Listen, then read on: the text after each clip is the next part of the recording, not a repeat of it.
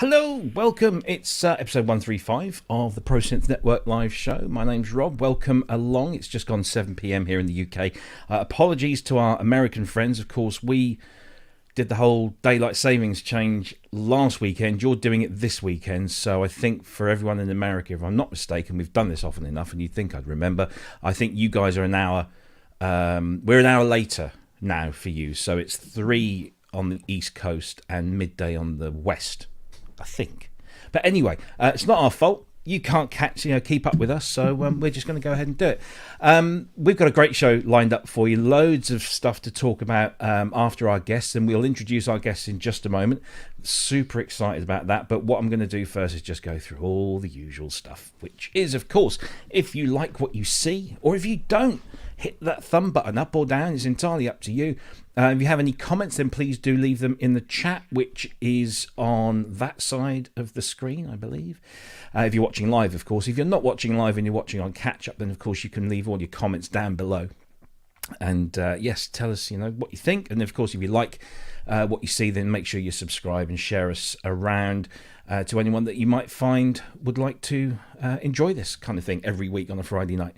Of course, we're only here because you guys keep us here. You pay the bills for us, and we are super grateful for that. And if you want to make a donation to keep the channel going and to help us kind of grow and expand, and we've got some good plans for next year, then you can make a donation. No amount is too big, no amount is too small. We appreciate every penny. There it is. That's the PayPal donation link, and there's a clickable link in the description below. And of course, you can also use the super chat and super sticker features within the chat on the live show. And if you're watching afterwards, there's a thanks button underneath apparently that appears, and if you click on that, you can do the same. You can leave a donation that way. So thank you to everyone that has donated so far in the past, and to everyone that donates in the future. Finally, you can keep up with us on Twitter, Instagram, Facebook, of course, where the main group page is, and of course right here on YouTube. We are also broadcasting to Twitter, Twitch and Facebook. So if you prefer one of those platforms, please do go and watch us there, spread the word, and that would be fantastic. If you have any questions for us or our guests, please prefix it with a big capital Q, and then that helps us kind of mark it and pull it out so that we don't forget it. And finally, I should pre-record this, vipergraphics.co.uk is where you can get our fantastic merch. So if you want a t-shirt, a hoodie, a polo shirt, I can't remember what else they do, but go there, vipergraphics.co.uk. You can place your order, and we get a little something from the sale of those as well. So that helps with the whole thing. Right. Okay. So before we meet our guests, let's bring in my co-hosts. First of all, we haven't seen him for a few weeks. He's been out working. It's only Mr. Ben Simpson. All right. Yay. How you doing? Yeah, it's good to be back. Night off? Been busy, yeah. Been doing lots of gigs up and down the country, and some pretty good ones, actually. We played with Evan 17, as you know, and been busy playing everywhere. Done a few gigs for a new management company that we've got. So that's pretty good. The Sounds that History Saved or something like that. I probably got it wrong, but that's who we're with at the minute. Nice. So you've got management now. Oh, yeah. I don't know if they're any good, but we've got them. Oh, well, good stuff. Yeah, it's great to see you, mate. It's been a while. Yeah, it's good to be back. Looking forward to the show. Excellent stuff. I just need to say thank you to Wagyu.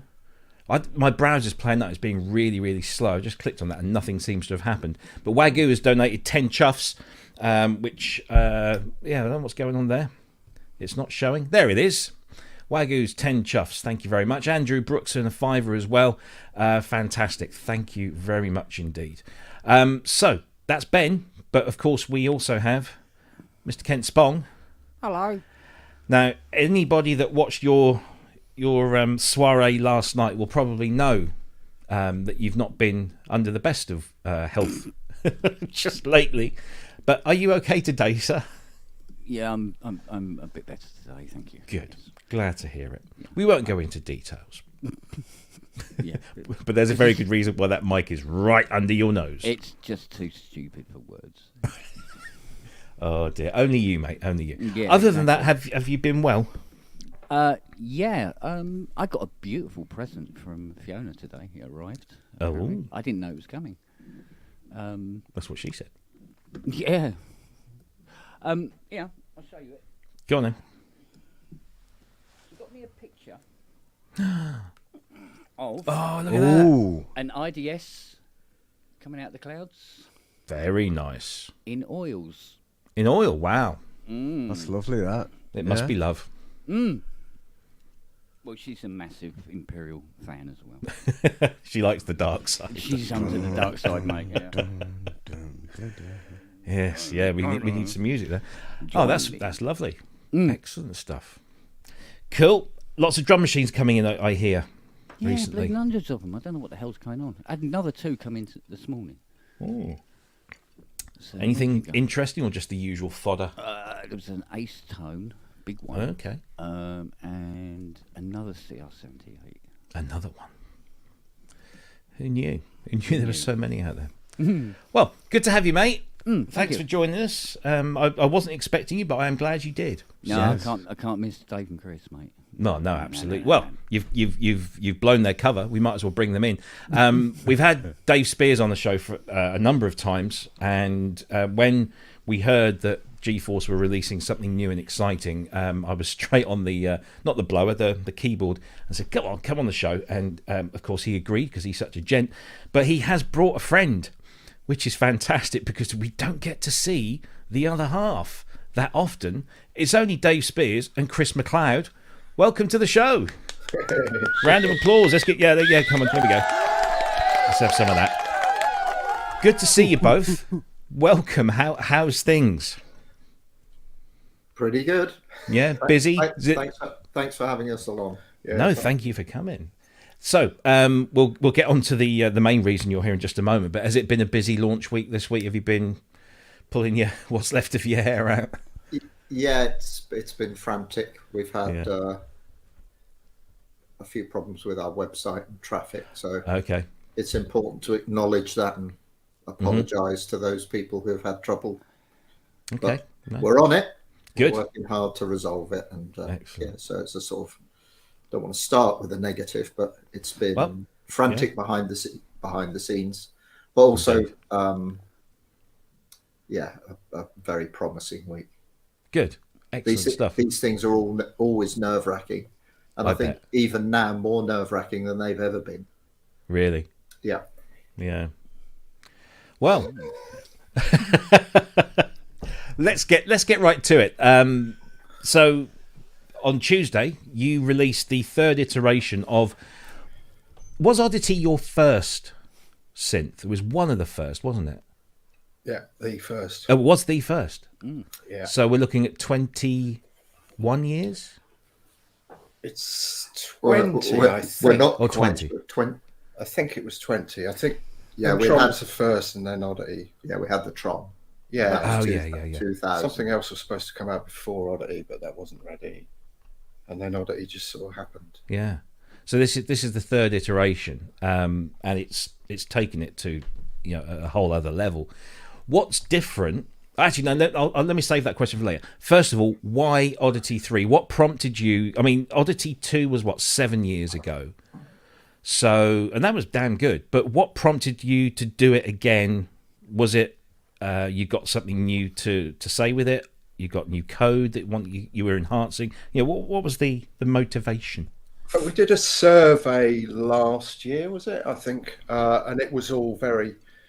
It was really what people use and what people don't, because obviously, with Oddity, even Oddity 1, we had the patch morphing stuff, and it was slightly weird in that if you morphed between patches where the switches moved, obviously the switches would jump and stuff like that. Anyway, we just kind of put out survey, and I was really amazed and just amazed at how many people, certainly within the industry, still regarded Oddity 2 as their go-to synth. It's just got, the Odyssey has just got tone to it. And I think the idea, that it was polyphonic.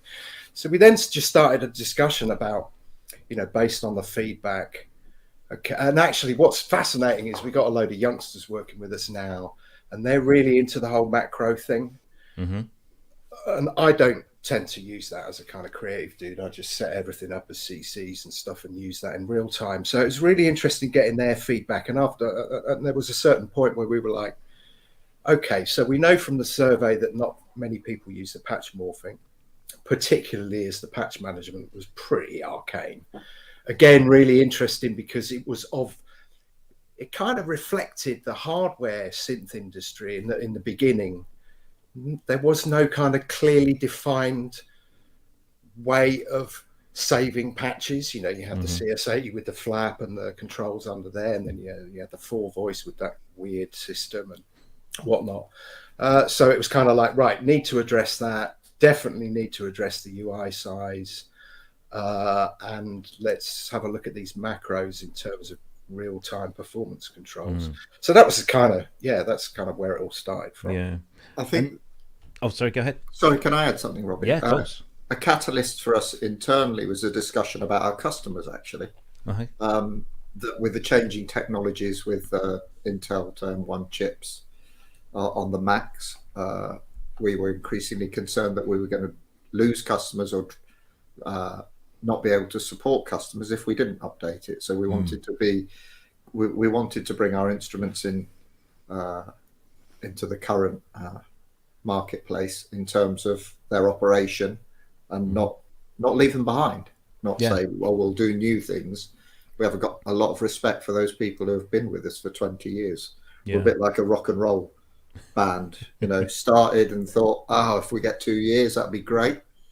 And here we are 20 odd years later. So it's really, really important that when we started having the discussions about rebuilding it, that was one of the things that was primary to the decision to do it. And then secondary to that was all the things that Dave's quite rightly pointed out, it was the go-to stuff, synth for many people. Was there a motivation to address the sound engine based on OBE and the SEM, because you developed something very new there and you got Hugo doing some fantastic work there? Was that a driver to improve things under the hood sonically and in terms of the code? Or yeah, I mean, there were elements of that. I mean, the one thing with Hugo is and for me this is really, really important it's important in the industry, but particularly with software, is Hugo is a really accomplished musician, but also a devastating programmer. So it was really kind of, right, come on, how can we kind of make this better? Really just feeding off of those skills. It's where things like, most people know that we had Marius Leicht in the studio last week before. And at the end of it, I just put Oddity 3 in front of him. He hadn't seen it. He hadn't really heard it. Well, he certainly hadn't heard it. He'd been too busy trying to tame the 8 voice. And it was like, play what you feel. And when you have somebody with that musicality, and it's a bit like with Hugo, and there's another guy we've got, Remy. When you've got somebody with that musicality, they kind of climb inside the sound and they feel it. And, as a sort of patch designer, I'm always designing patches that, for me, have to feel right. So yeah, a lot. Yeah. So tell us about the key updates from 2 to 3. What are the sort of the headline updates to this from the past versions? Resizable interface. Yay! I have to say that was great. That was top of my list. Yeah, that was. Yeah. I think that was probably the biggest request. And also, you have to understand that when we did original Oddity, we did it in conjunction with OwnForce. Yes. And it was really built using they had this amazing core library and the framework. But when I seem to remember it was AAX. When we got to AAX, they had a huge job porting that, or making it compatible with AAX. I seem to remember that was like 18 months of their work. And in the end, with Juice as a kind of now the industry standard framework, it just sort of made sense to and that way we can do updates quicker and whatnot. So essentially, yeah, we acquired everything from Own Force and went, yeah, let's do it. Yeah. I mean, I was to say it. As soon as I got my hands on it, it was like OBE. Those first few patches, and it is such an important thing when you're designing a new synth, that the first patch that loads up has got to be one that grabs you by the short and curlies and just pulls you in.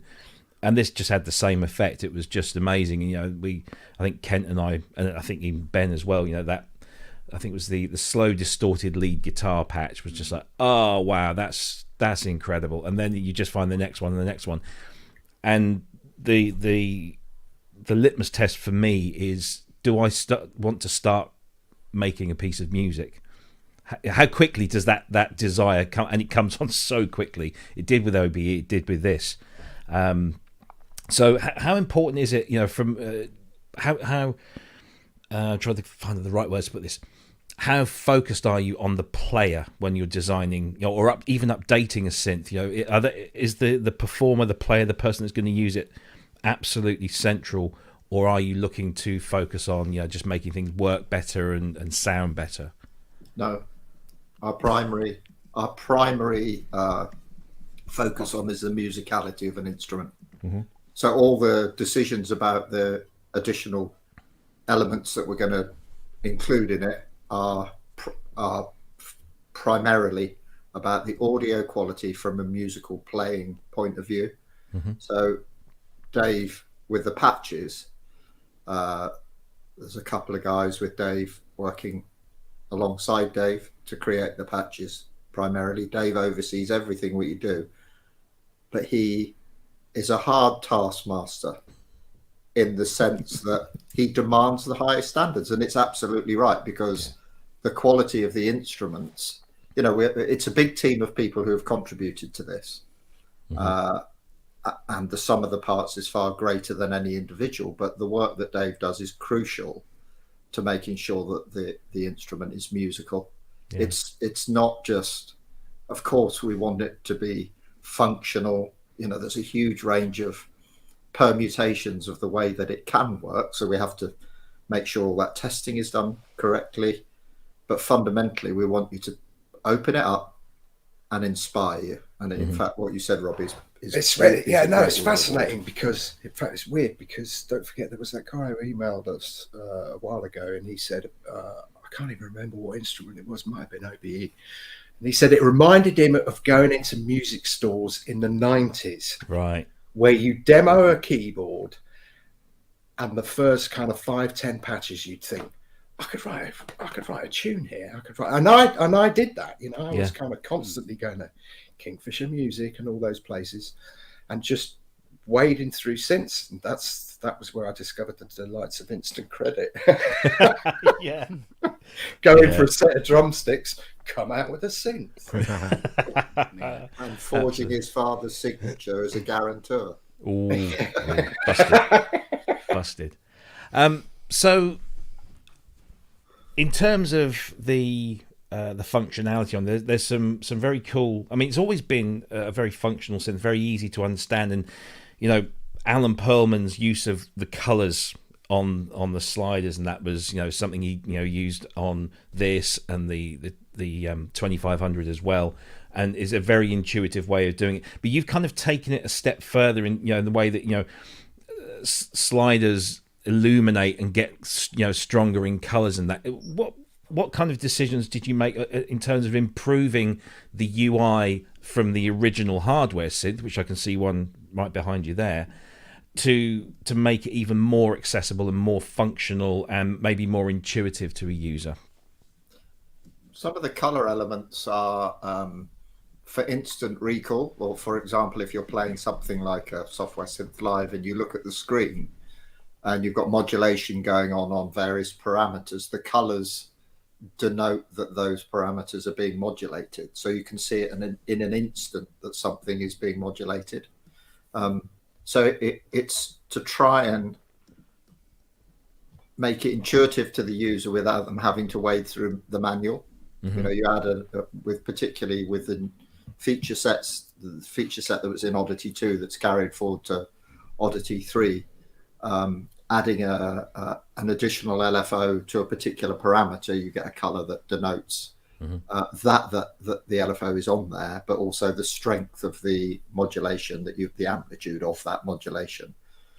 So it's really a visual indicator. So instantly that, for example, if you call up a patch, you can look at the patch and say, okay, I can see the color-coded ARP sliders and how they're functioning, but I can also see what's being modulated. So if I want, perhaps a patch has got some subtle pitch modulation that you don't want, you can look at where an oscillator is being modulated by the XLFO and turn that off fairly quickly. It's just visual representations of the things that are happening within the synth. And in terms of the sort of possibilities in terms of modulation, it's almost endless. So making sure that, or trying to convey what's happening to any particular parameter is the key to that. Yeah. How much consideration do you, I mean, obviously since Oddity 2, lots of things have changed. We've got MPE and we've got this resurgence for things like polyphonic aftertouch and stuff. How much did those factors play into your thoughts in designing the updates and accommodating them or not accommodating them? Certainly poly aftertouch. I mean, whilst it's got the 48 pitch bend range, it's not fully MPE yet. There's a reason for that I can't talk about. Okay. But yeah, our poly aftertouch, I mean, we've got the Kurzweil MIDI board here. Hopefully we're going to get a Hydrosynth. I think that's a look of your purchasing a Hydrosynth. But yeah, no, I mean, it was really, for me, there's a patch on there. I can't even remember what it's called. It's some kind of repetitive. It's not repetitive edit. It's another one where the more aftertouch you introduce, the kind of faster the LFO rate. Right. And with poly aftertouch, that is just sublime. I can, again, lose hours on that. So yeah, it does play quite a big part. Ooh, don't know where that came from. My knee. Chris, leave it on. It's Kent's knee. My knee on the Hydra, sorry. Can I just also say a quick thank you to Andy, Synth Addict. We'll be talking about you, Andy, in a little while. Thank you for your donation. Glad to see the GForce luminaries on the show. Love the apps. Keep up the amazing work. There you go. Thank you. Guys, Kent, Ben, have you got anything you want to throw at these two? Just really, I love the improvements to the patch browsing and the being able to add the favorites and that. That's a really great and useful update on the previous one. You know, 'cause you're a real stickler for patch browsers, aren't you? Yeah, because I'm lazy and I like to find things quick. You know, and being able to search in it, categorize it and favorite, they're all ways of getting quick access to your arsenal of sounds, you know, and that you don't want to be click and try, and you want to get in there quick, and these are massive improvements and really welcomed by myself and I'm sure a lot more people, you know. Did you ever hear back from Roland? This guy got so pissed off with Roland's patch browsing in their stuff that he redesigned it and sent it to him. Yeah, well, dude, yeah, because theirs is the worst in my opinion. It's awful, but I did get in talks with them about it, and they said that they were all ears, and then like I showed them what I wanted to do. I think it was a bit too radical, writing it on bits of paper. You know, it was. Yeah. No, I just think I love that. I love that upgrade, and it's great. Well, I think when I first got it, I was doing the review of it. The first two things that I just had to get out of my system was Patch Browser is now brilliant, works fantastically, and the resizable UI, and then everything else with that, you know, was just kind of superfluous in a way because I know it's a good instrument anyway, and it just sounds so fantastic. Ken, darling, you've been playing with this for a little while as well. Your thoughts? Yes. Any questions? Yeah, I loved it. The authenticity is definitely there because when I'm playing it, I'm suddenly transported to my workshop trying to get Dave and Chris's two working. And it reminds me of being down there going, "Work, you bastard." So, and you know, you get that feedback from it, and it's definitely Odyssey. It just bleeds Odyssey all over you. Yeah, I like the idea. Like I say, there is a degree of poly aftertouch available, which gives it another level, and it's just nice to use. Basically, everything's there, and you can just grab a slider, move it, or assign it to a control. Obviously, it's great fun to use it. And it is, yeah. If they're not fun to use, it doesn't matter how good they sound. True. Yeah, very and true. this is fun to use. And do you know what? It only took me about maybe 3.5 minutes to get a really decent CS80 sound out of it, which is such a stupid thing to do. But I always do it. Do you know what I mean? Well, it's a benchmark, isn't I've got it? the Odyssey. I'm going to do CS80 sounds on it. Yeah. I'd like to map everything to the CC controls as well on this. That was really easy to do, and like with the Odyssey, I think being able to like manipulate a couple of controls at the same time is handy. So just mapping it to them faders there, and it worked a treat. It was really simple, really quick, and made a huge difference to using it. What do the macros offer that you can't do with that? I heard you saying that the young people are dead into the macros and that. I wasn't too sure what they did, So you can drag a number. So there's 4 macros, and you can drag a macro control to a number of parameters. So if you want to control multiple parameters at a time, and then assign that to a macro, then assign that macro to a CC. For me, that's where the real magic is. And in fact, a lot of the patches, I was pretty demanding that these macros have to do something cool. Because you can, like with the distorted guitar, for example, macro 2 gives that kind of 5th harmonic. Macro 1 obviously gives it pitch. Macro 3 reduces the attack times and the decay times, so you can get a kind of chug in the bottom end. And then when you've got those with your keyboard, and once you get into it, it was really funny actually, because during the process of doing the patches, there's a great guy who worked with us, Tom Wolfe, and we tried to sort of define a kind of regime that macro 1 should be something timbre, or macro 2 should be, and then it got to sort of macro 4, and we were like, and we hadn't really got that far. And then at one point, various patches started to come in, and it was like, everybody used macro 4 to turn up the reverb, lob up the high pass filter a bit, so you can get that kind of epic wash on a controller, and then whack it back down and come back in again. Nice. So I'm a complete macro convert now. I was quite skeptical at the beginning. I was like, young people, what do you know? Bloody kids. Brilliant. Richard Hilton, thank you very much, sir. Yay, GForce. Thanks for the donation. Brilliant stuff. Good to see you there. Prime Minister Hilton, as we're trying to convert him. We're trying to get him to come over and sort the shit out over here. We've got a different nickname for him. Have you? when he tests our stuff. In fact, he even wants a T-shirt, because Richard always finds something. So we call him the Harbinger of Doom. Harbinger of Doom's on the email again. He likes collecting T-shirts. I do that. So Odyssey 3, it's out now. If you don't own it at all, it's normally $99.99, but your offer is $49.99 launch price. If you are an Oddity 1 or an Oddity 2 user, that then drops to $24.99, is that right? So, I mean, it's an absolute bargain, really. I mean, right, get it now, get it at half price. And if you're upgrading, it's just a quarter of the price. So that's fantastic. GForceSoftware.com is the website, which, as you mentioned earlier, is that all now kind of fixed? I mean, I was browsing around on it today. It all seems pretty good. Yeah, it was just weight of traffic had slowed it down, and it wasn't functioning under the heavy weight. So sure, Robbie. Without it being a sales pitch, I'd like to tell a little story that I've just thought about during the development process. There's something really important to me.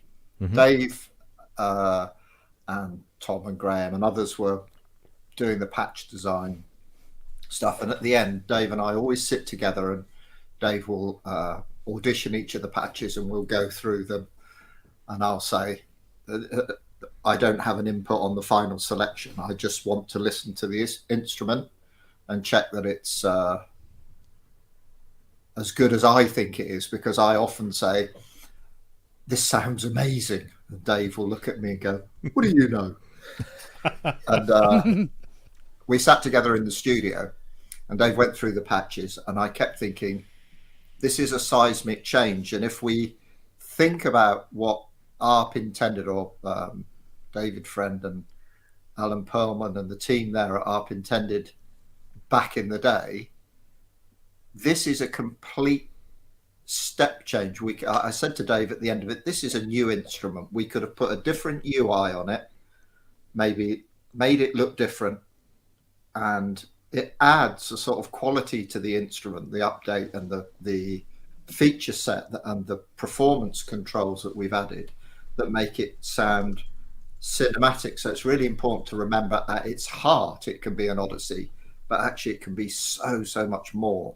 And without kind of bigging it up too much, I was blown away after that day, and I came away saying to Dave, you know, we can't just say this is just an Odyssey, another Odyssey. There's lots of emulations or recreations of that kind of architecture, but this really is, to my ears, something completely new.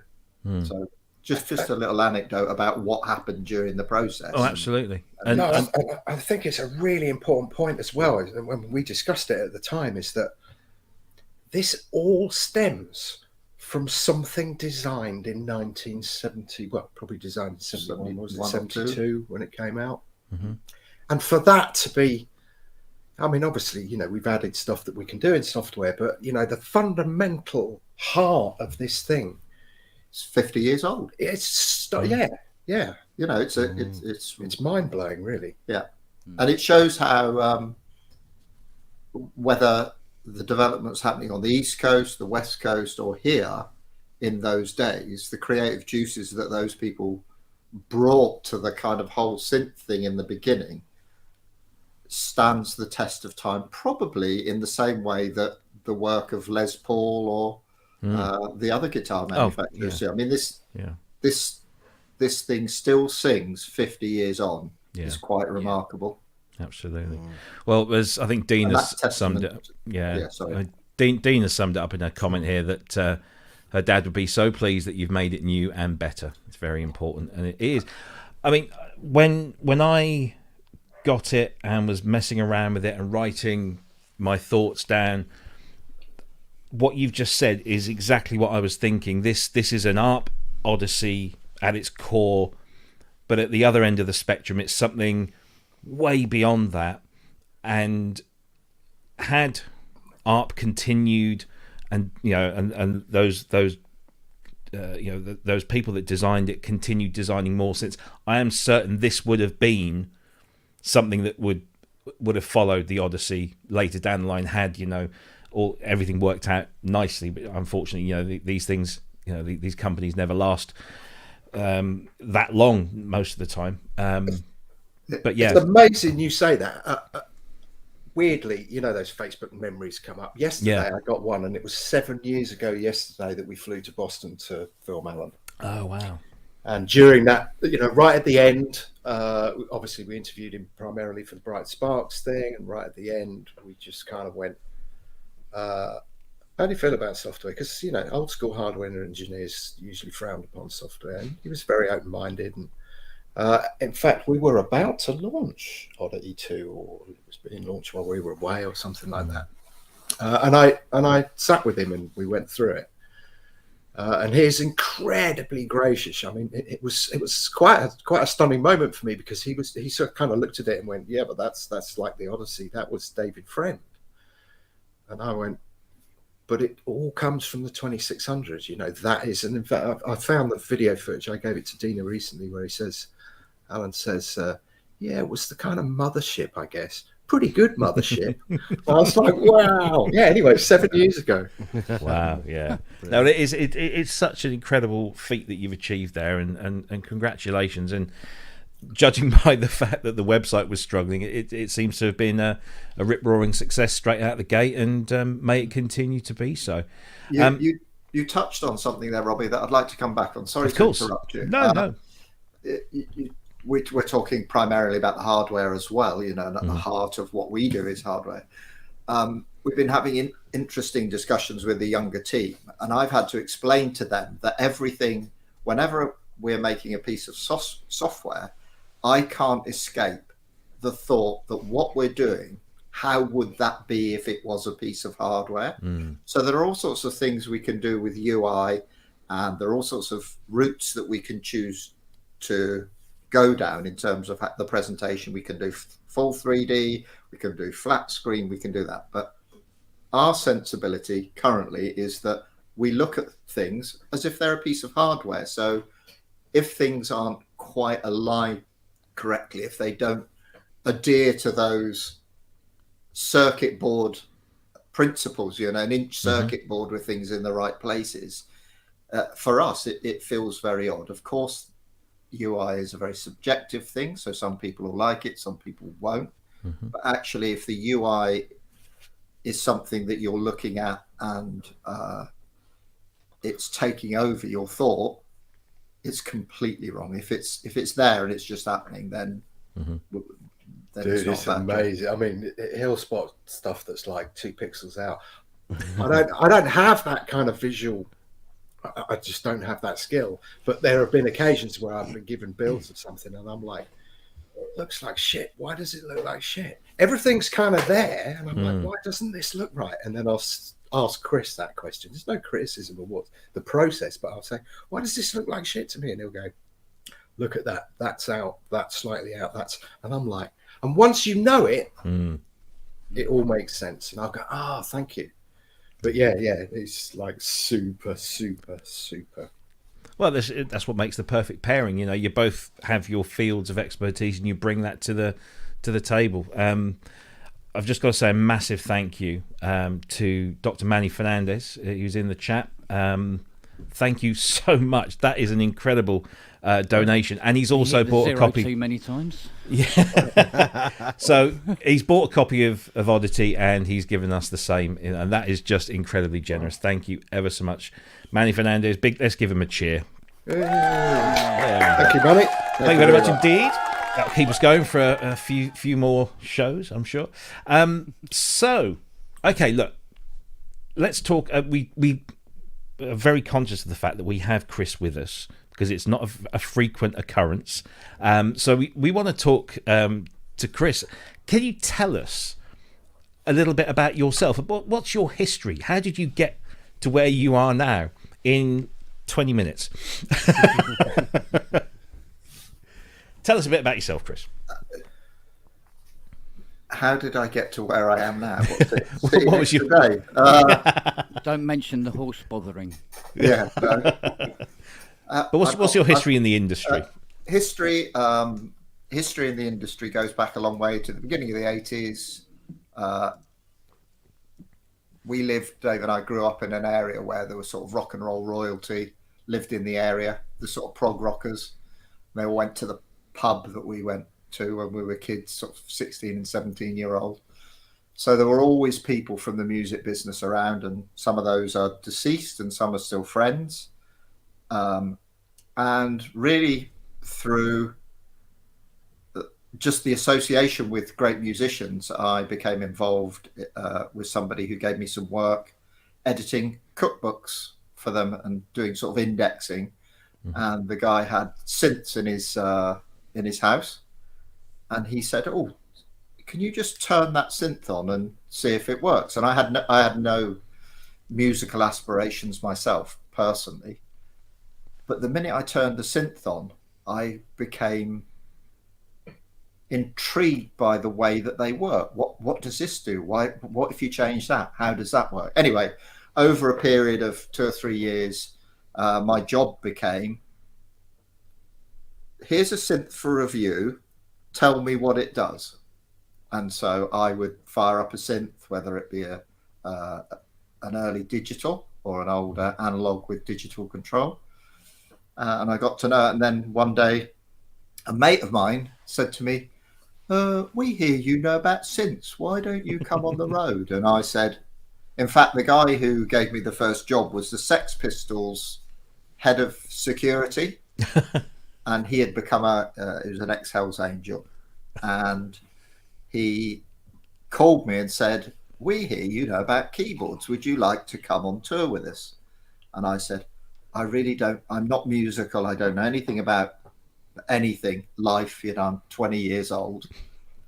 And I said, "So I don't think I'll do it. I'll carry on with what I'm doing." Anyway, call back on the Monday. He said, "Look, why don't you just give it a go? Come up to John Henry's in North London."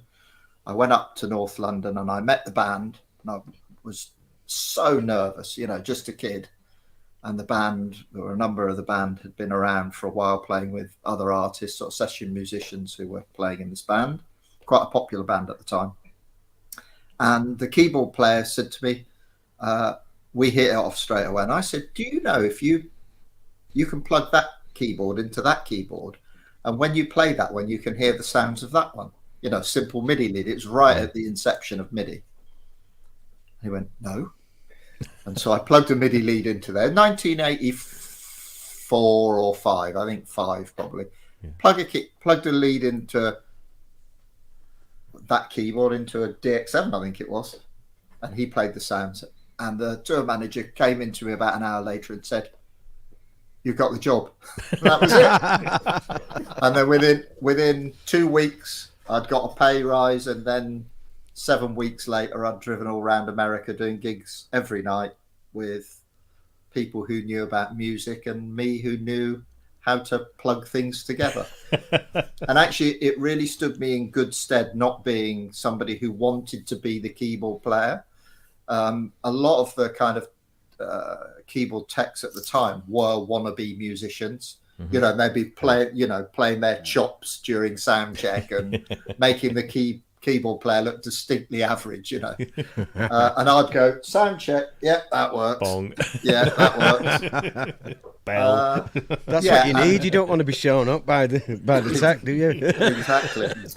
And then that was at the beginning of digital synthesis and MIDI, and I just seemed to have a real aptitude with MIDI, and I learned Hex at the time and could program KX88s and big changes. I worked with a few quite well-known people who were very kind to me. I gave Robbie the list, by the way. You did, yes. You can be discreet as you want, but you got to spill. Yeah, come on, drop some names. I worked with Keith Emerson for a year on a small American tour. Mm-hmm. The I was going to say the ELO thing, the ELP thing. The ELP thing had passed its sort of 70s heyday, and he was involved with a chap called Robert Berry, who's a producer and bass player out of I was going to say Campbell, Northern California, near Los Gatos, little village outside sort of Santa Cruz way. And there was a keyboard tech there. We had the Moog, a couple of big racks of digital stuff, lots of Yamaha gear. And the keyboard tech, one morning he'd wake up and he'd be called Ed, and the next morning he'd wake up and he'd be called Frank, all depending on his substance abuse. So he was not particularly reliable. Anyway, I got a call. I was in Japan. I flew back to the UK, and I went out as a second tech to help Keith. And within 2 or 3 days, the other guy had been sacked. And I'm looking at a Moog thinking, what the fuck is that? And so it was highly unreliable, the Moog. So it was early Emu samplers. Mm-hmm. And Keith used it on Hoedown, was a particular tune that he did, was a kind of rock and roll staple of the ELO thing. And he used it on Hoedown. So rather than worrying about keeping the Moog in tip-top condition, I put a keyboard underneath the Moog, and if the Moog didn't work, he just played the sample. So nobody was any the wiser. But very clever. Nice. So that kind of worked, and yeah, it's such a tragedy that Keith passed in the way that he did. But it was an amazing time. You know, as a young man, well, a boy really, and Carl Palmer was incredibly. I have some stories about Carl that when I arrived, you know, I'm 20 years old. I've got spiky bleached hair. And Carl was in a drum booth or the live booth at the studio. And I'd kind of got off a plane. I was jet lagged. And all the suits from the record company were standing in a big arc watching Carl do his shirtless drum solo. And he came out of the booth and looked at me and said, "Did you like that?" And I went, "Not really." And I felt 10 heads go like this. They didn't know where to look. And so Carl didn't speak to me for about 2 weeks. And I was a bit of a fitness fanatic. And where we were rehearsing was that there was a beautiful reservoir, and I used to go running around it before going to work. And one day I ran and I caught up with Carl, who was running. And he looked over at me and he said to me, as I caught him, he said, "Last one back to the hotel buys dinner." He was 40 years old and I was 20. And I thought, "You're on, pal. There's no way you are going to beat me back to the hotel." Anyway, I ran away and he took me out for dinner, and he was really incredibly kind to me thereafter. Although him and Keith worrying about upstaging one another was always a comedy thing, but they were really kind people. And Keith said to me at the end of the tour, he said, "Chris, you know, you're the happiest person I've ever worked with," which I took as a big compliment. But I did tell him, "I'm not happy, Keith. I'm just laughing at you." But he had a great sense of humour. He was properly rock and roll. There are all those stories that you can imagine. They're all true. They all happened. Everything did happen. But fundamentally, a good person. So then had a period of time with Yes, 4 or 5 years. Went to studios in south of France, Rick Wright's studio, Pink Floyd's studio down in a little place called Opio, which was an amazing experience. Tony Levin coming in and all the, you know, Steve Howe and Rick coming down. And we set up a studio in Rick Wright's living room. There was a grand piano there. And John would say, "I think we need another pair of speakers." And so we had, I think, the 24-channel desk with 8 subs. So we were routing the subs to an amp and a pair of speakers. And in the end, we had a room with about, I don't know, 12 pairs of speakers in a big circle all round. But it was really fun. And those people were, again, really kind. And then lots of pop bands. When Jericho, I did a tour with them. Sorry, Then Jericho, not When Jericho. Aztec Camera, Roddy Frame, beautiful songwriter, amazing guitarist. Dave Ruffy from the Ruts was in the band, drummer, who are still going around and getting rave reviews for their modern stuff now.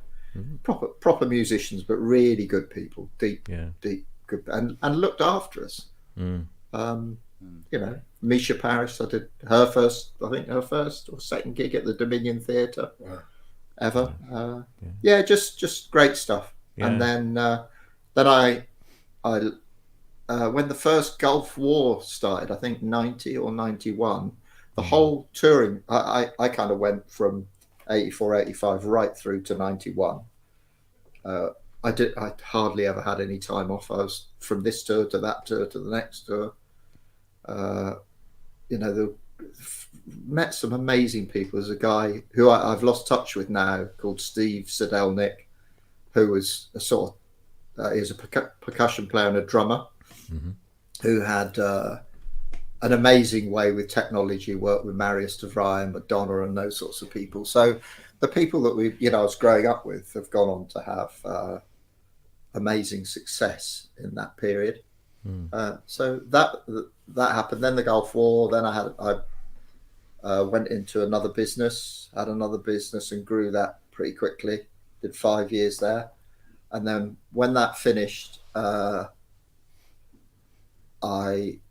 sold my half of that business. And one day somebody said to me, Dave's looking for somebody. You know Dave Spiers, don't you? I went, yeah, I think so.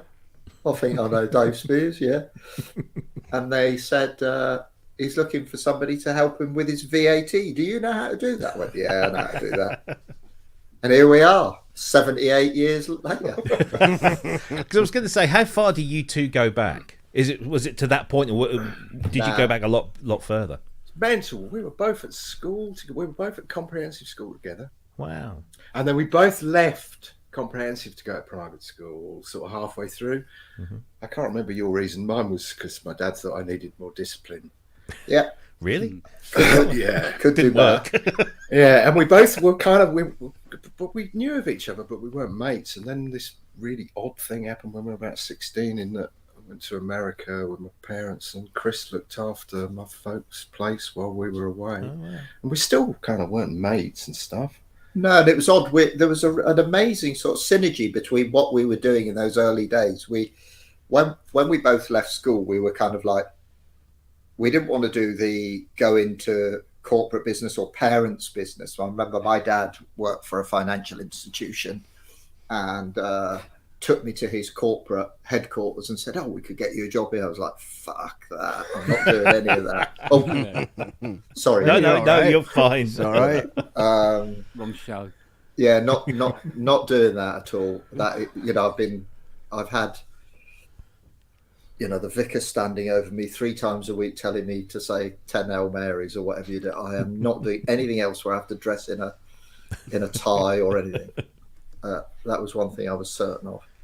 And so I went into the motor trade. I had a mate who I said, can I sweep the workshop? And similarly, when Dave left, he didn't want to do the corporate thing or that. And we did a bit of motor trade stuff at the same time. And we'd see each other in the kind of pub, and I'd go, "Oh, that bloke over there's Dave," and he'd probably go, "That's that wanker over there." and then when we finally met, what's been really, I think, really great for our friendship over and above our business relationship is the fact that we've got so many common denominators. There's been times in the past when we've been less busy where Dave will send me a picture of a beige Austin Allegro, go, "It's only 750 quid," and I'll go, I remember that. Here's a Austin Princess. Do you remember this? And so we do all those kind of, and musically, Dave and I's tastes are very, very different. Our sensibilities in life are quite different, but it's why we work well together. We complement each other. Yeah. We don't clash. We can look at each other, and we do a lot by telepathy now. It's kind of like, okay, and we have to work at that. Sometimes we reiterate our feelings about things, and I'd have to say it's probably been, it's one of the greatest pleasures of my life to have a business partner who you kind of have a history with, and it could get broken, but it'd have to be something pretty mighty for it to break. I think it's born out of respect. Respect. I mean, often people say to me, "Oh, why don't you come on the show a bit more?" The company only needs one figurehead.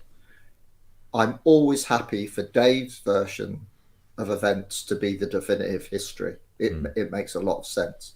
I sometimes see things quite differently to the way that Dave presents them, but I see my role as a supportive role. Mm-hmm.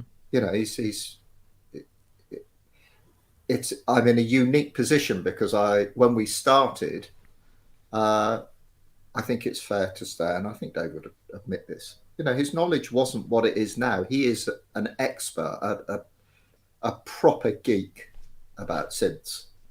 And his knowledge at the beginning was not thorough at all. And it's because we've been lucky enough to surround ourselves with these beautiful bits of hardware. We've been very considered about what we bought. What should we make? what do I want? Dave would say, well, that's how the Odyssey came about. Mm-hmm. What synth do I want? If I want it, other people will want it. That was how the decision was made. You know, and also we have similar feelings about the way we want to treat people. We revere the people who came before us. We don't want to pass off our stuff as being their work.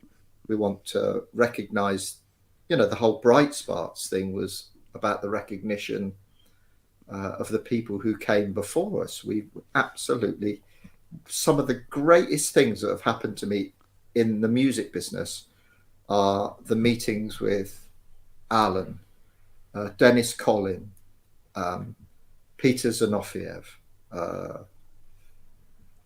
you know, people like this. Who? Sorry, I missed that bit. Sorry, I missed that. Yeah, Dave, I've met him. I was just going to add some levity and go, well, I think he's a prat. So, yeah, that's all good.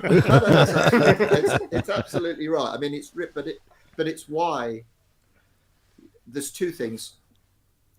Dave has musical chops at his heart. I know how to get around a keyboard, but I'm not musical in that sense. I have reasonably good ears. I know when something sounds good and I know when something sounds awful. He's brilliant at detail. I'm very good at broad strokes. And that's where I feel it works really well, is that I can go, what about one of these?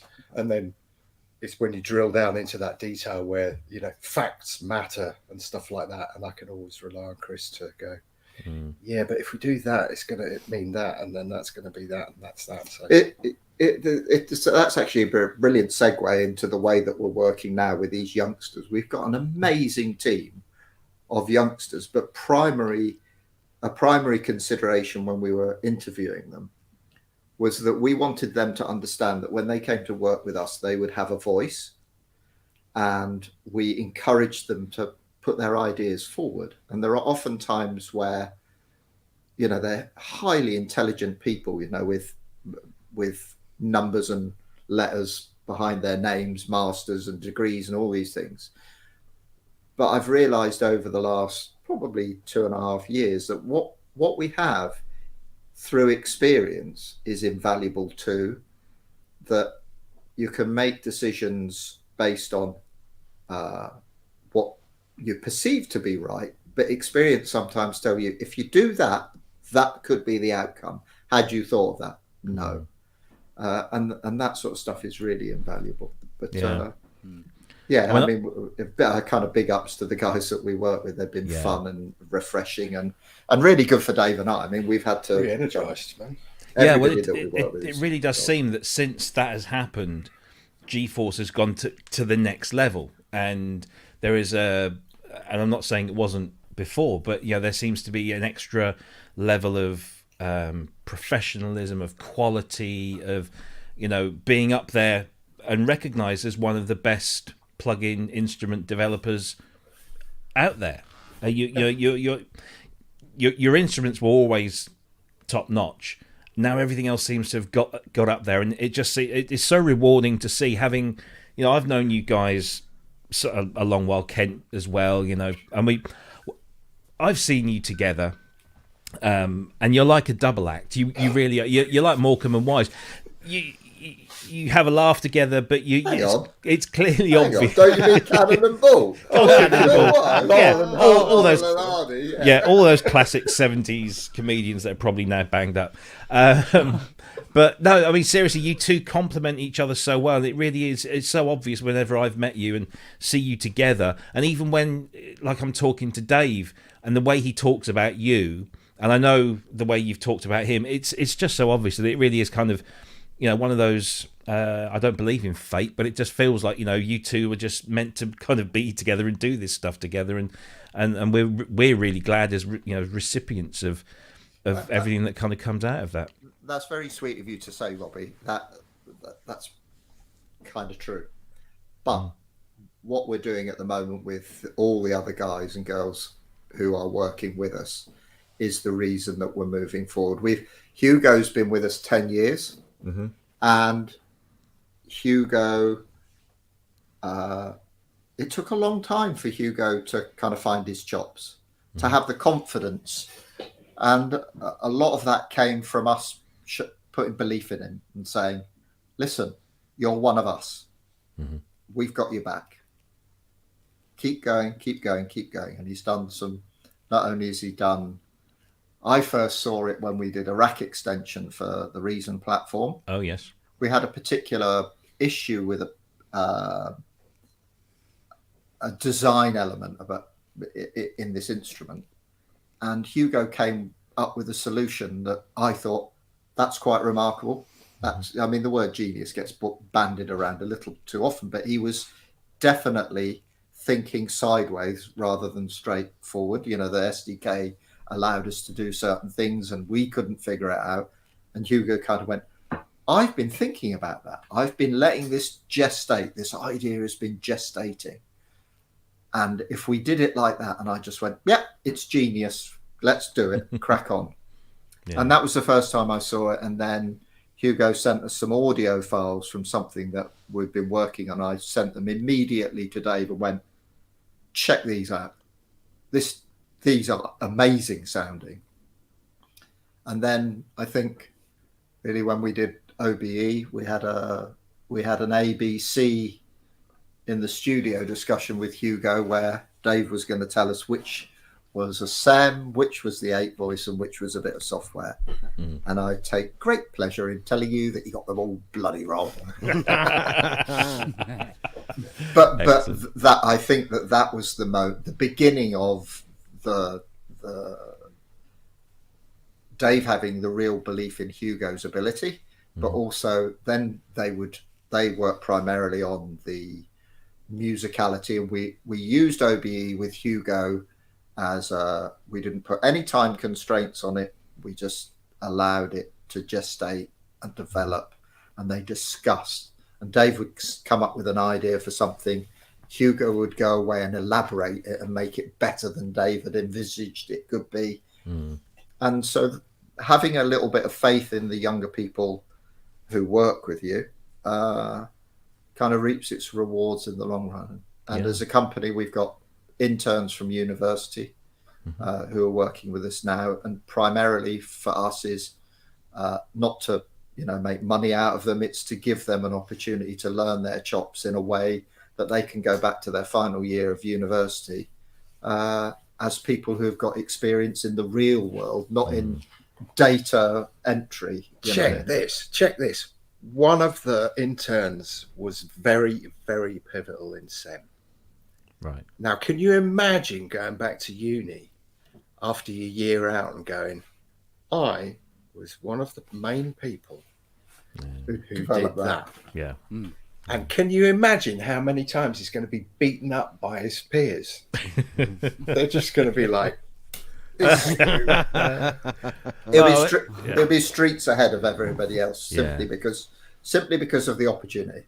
Yeah, and that's, I mean, what a place to go and get that opportunity with you guys. I mean, somebody like that could get lost in a big corporate environment and never heard of again, and probably fall out of love with it and move on to something really dull and boring. But you guys clearly have the passion to nurture as well as allow these people to grow, and you benefit, they benefit, and we as users benefit. So it's win-win all around.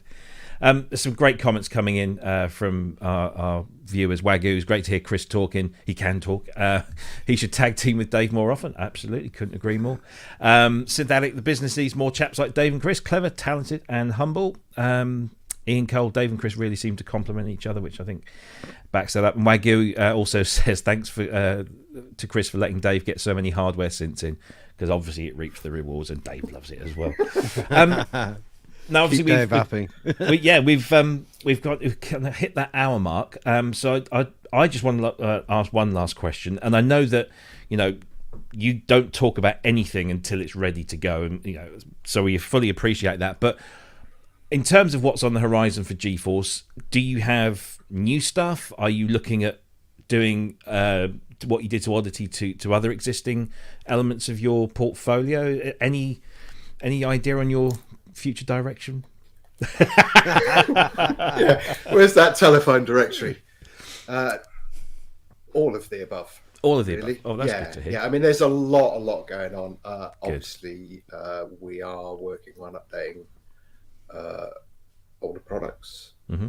But there is a lot of new stuff in the pipeline. I think honestly, the only reason why I stopped talking about this stuff was I've got a propensity to open my gob constantly, which is often not a good thing. But also, what it did was apply. If I went, we're working on this, it would apply pressure on the engineers because the emails would start coming in going, when, and we've always been kind of like, when it's ready. It's not like we're slacking. There's tons of stuff going on. I mean, I can say, I see Lady Aptitude was saying about the Mini Monster. Yes, we are definitely working on Mini Monster. Awesome. And yeah. So all of the above. I can't. Nothing specific, but yeah. Nice one. And in your immediate future, tomorrow, you guys are going to be part of the ARP Symposium. Yeah, No less. And we had to say it. I mean, we were going to say it anyway, but this guy, Dr. Mike Macleod, has been bugging us all night. Mention it. Now he's paid us, we're going to mention it. Thank you, Mike. Really appreciate that. So, ARP Symposium. I'm really, as I said in my Facebook thing today, so Herbie Hancock is on at 10 past 11, and we're on at like 25 past 11. So technically, Herbie is our warm-up act. Yeah. I'm going to use that like forever in my life. The only he thing once is, supported me, the only thing is he might upstage us. Not with my chops. No, I'm really excited by it for several reasons. First of all, we get to talk about stuff that we love. Secondly, one of the people who's on the panel is Andrew Schlesinger, who has done amazing work with us over the years. Mm-hmm. I don't think you've actually met. I've had a couple of Zooms with him and stuff, but I don't think Chris has met him. So I'm kind of really excited for that. Yeah, he's a really nice guy. We've had him on the show. He's brilliant. Mate, we met in the 90s when we were working for this Italian company, and I was just like, when he said what he'd kind of voiced, I was like, oh my God, you're amazing, you're amazing, and everything he's done for us. I really hate you.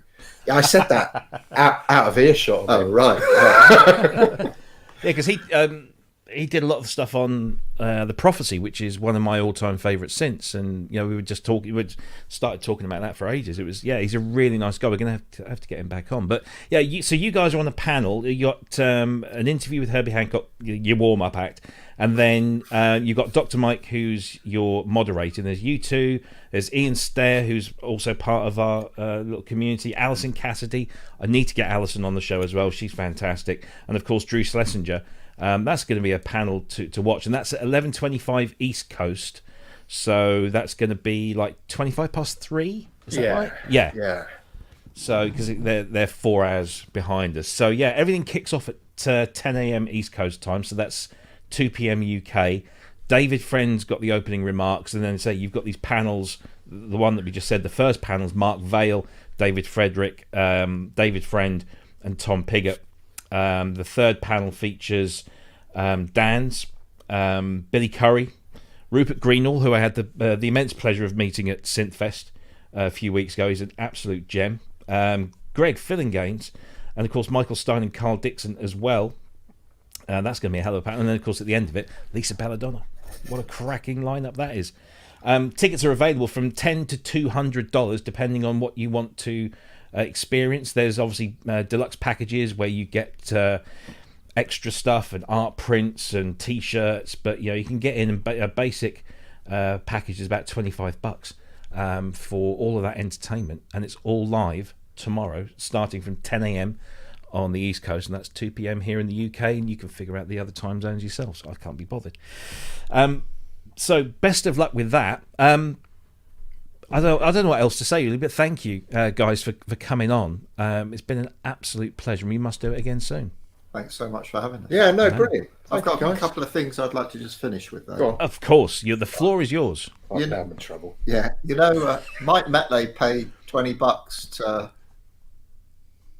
for you to talk about the symposium, didn't he? Yes, he did. He gave me $20 to tell you how great his book is. And I hate to say it is. Yeah, it is. It really is. Yeah, an amazing 20. book. Yeah. I've actually. I was very distressed about not getting an NFR, but I didn't ask. And the second question is, Ken, I'm 60 now, and my eyes aren't so good. But why have you got a picture of Harvey Weinstein behind you? I'm into child molesters. What can I tell you? Sorry. Not that. Oh my word! Gentlemen, the very best for Oddity 3. I doesn't need me to wish it. It's going to be an absolute rip-roaring success. Fantastic. And for everything else that you do in the future, yeah, it's absolutely fantastic. Guys, have you got anything else you want to ask these before I send them on their way? No. Resounding silence there. No, I'm not muted, am I? No. No. I wondered if there was any chance of you leaning back into that hardware side of things that you attempted early on. No chance at all? No. OBE controller. Yeah. Oh, that's your job, isn't it, Ken? No, Yeah. you can do it this time. I've got no house left. Oh dear. It's got no teeth left. In answer to your question, Ben, it's an interesting question. The reticence from me about hardware is that the development time for software and how hard it is, in my opinion, the same as hardware. But with hardware, you have the cash flow element to it, which makes it, even with a piece of software, you could be working 2 years, sometimes longer, 3 years, and that all has to be paid for while you're doing it. And you don't know whether the instrument's going to be a success. You have to trust your. There's a lot of risk in all of it. But the hardware, Dave's come up with a blinding idea for a bit of hardware that I'm just shaking my head at, but secretly going, I think that's a really good idea, but I'm not going to tell it. So you heard it here first. Yeah. One day. Excellent. One day indeed. Yeah. It's for a motor for a rowing boat. An electrical motor for a rowing boat. GForce motors. That's it. Yeah. GForce. Yeah. Nice one, gents. It's been an absolute pleasure. Have a wonderful rest of your evening, and we'll catch up soon. And thank you ever so much for coming on. Thanks for having you very much. Yeah. Take care. See you soon. Bye. Bye. Oh, there we go. Round of applause. Great. I've never met Chris before. Seems really sound. Yeah. I just want to reiterate. So turn that stuff off. If you want to buy Oddity, it is available now. It's GForceSoftware.com. You can go to the website and buy it for the launch price of $49.99. But if you already own Oddity 1 or 2, then your upgrade price is just a mere $24.99. And there is a time limit on those offers, so please get in there quick and buy it from there. And enjoy it. It is a remarkable instrument, and it just draws you in. It really just kind of you start playing it, and the first thing I did was I went to the next patch and thought, oh, that goes well with that one, and then just fired up Logic and I've got to record that in there. It was just like that with OBE. I had a tune going within like half an hour of using it, which is always a good sign, isn't it? Yeah. It really is a benchmark, isn't it? If it inspires you to make music, well, then, God, that's what it's for, isn't it? Yeah. Brilliant stuff. So, Oddity 3 is out now. Go and get it. You won't regret it. Right. So we've got a whole bunch of news topics to discuss. We've already we'll mention the Symposium again later on, because I want to play the trailer because it's got a great little funky Alex Ball track in there. But let's talk about some other things that have been happening in the world of music technology that might interest our listeners, while I just get my screen back because it all went blank. Filling. Right, what should we start off with? There's quite a bit here. Well, tell you what, let's start off with our friends at Cherry Audio. So we can let you know that Dan and Mitchell, and maybe one of their sound designers, is going to be joining us on November 25th, 25th, I want to say. Yes, so it's because the new instrument is launching on the 22nd, and they've just released the teaser, and I think a lot of people are saying, "Oh yeah, well we kind of know what this is." I can't say, and I'm sure that you'll all have your own opinions, but let's just play the trailer and let you make your own minds up. Here we go. This is "What Do You Dream Of" is the title of this one. I've received a message. What's it say? It says they're synthesizing the greatest replicant of all time. Let me see that. That's not what it says. What? What does it say? It says they're replicating the greatest synthesizer of all time. Oh. Never mind then.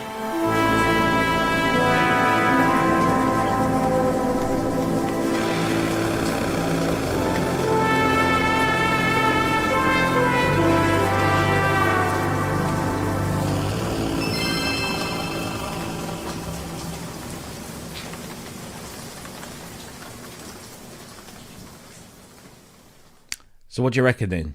What do you think it might be? I have no idea what it is. Looks good though. It reminded me, for some reason, it reminded me a bit of Blade Runner. Did it? Yeah, really? I can't quite think why, but yeah. Dom says, "Is it an Odyssey?" There's no wind organs in Blade Runner. Yeah. Well, and Robert said, oh, sorry, hang on, wrong one. There we go. There's a lot of Emulator 1 in Blade Runner, so, you know. Yeah. Who knows? But we'll find out on November 22nd. It's coming, it's going to launch 6 p.m. UK time. It's 10 a.m. Pacific. As they normally do, they'll launch it with a video announcement.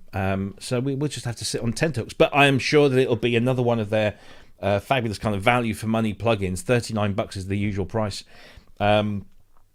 So we'll just have to wait and see. I think we all know what it might be anyway. But I tell you what, I forgot to mention. So last week, if you were watching the show, you might recall that I was slightly distracted by my wife's car breaking down and getting the phone call mid-show when Manny and Andy were doing their little walk around the Synthplex floor and showing us everything. And so I was like all over the place and ended up dropping a whole bunch of stuff. And one of those things which I had promised to share with you guys is a friend of ours, James Dyson, does a lot, not that James Dyson, another James Dyson. This one didn't invent the Cyclone Cleaner or whatever it was. Didn't he? No.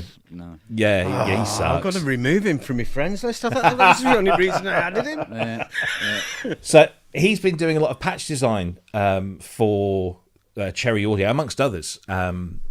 Certainly since I'm trying to remember which his first one was, but yeah, pretty much every Cherry Audio synth in the last couple of years has featured some of his stands, and he then goes on to release those as individual sound packs that you can buy for a mere $10, I think it is.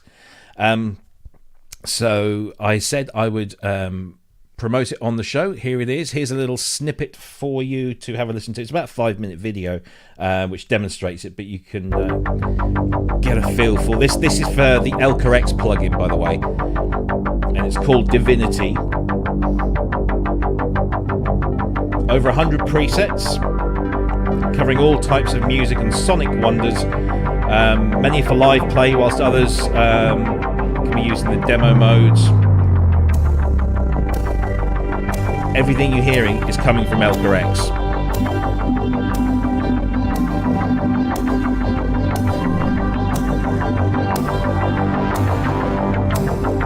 Sounds nice, really does. I've had a play with these and they are very good, and they're literally $10. Sorry, £10. Sorry, because he's British. You can purchase those easily via his PayPal. So if you go to that video, so just look for James Dyson, not that James Dyson, the other James Dyson. There will be a link underneath later on. Go there, and all you got to do is PayPal him. The email address is there. Just PayPal him £10. Once the payment's made, he sends the sound set out to you. He's literally a one-man show, so the whole selling process is pretty simple and basic. But yeah, please go and support. If you have Elka-X, which is a cracking little synth, there's another sound set for you for a mere £10. There you go, James. So apologies for missing that last week. I also missed something else that I want to share with everyone very quickly.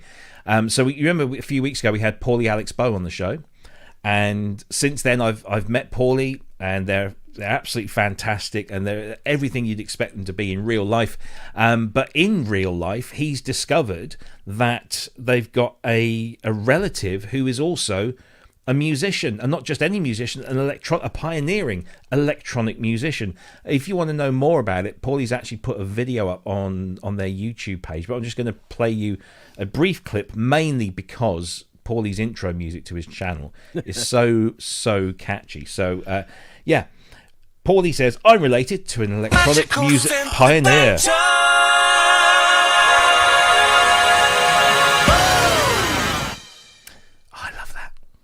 Anyway. Hey adventurers, so this week I found out that I'm related to an electronic music pioneer, Brian Duffy. Look at his face.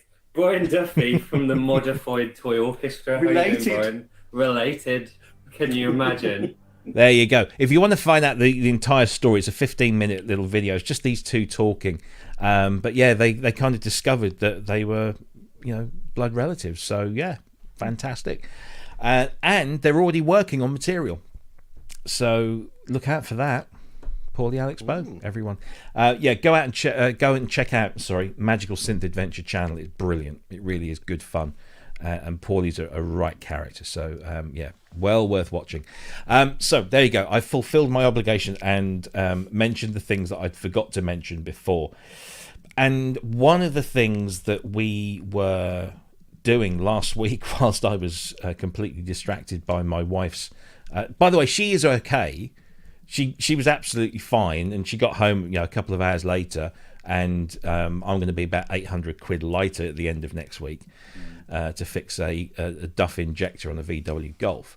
But whilst we were doing all that, we were getting live footage, and I have to say again, thank you ever so much to Manny Fernandez and Andy Synth Addict, who we know him in the chat, for doing that for us, for literally walking around the entire hall and showing us everything that was on show, including the new synclavier, which we talked about last week, and loads of other things. And also that we got to speak to Michelle, Dina. We got a little clip of Dina on the stage doing one of her little talks that she was doing.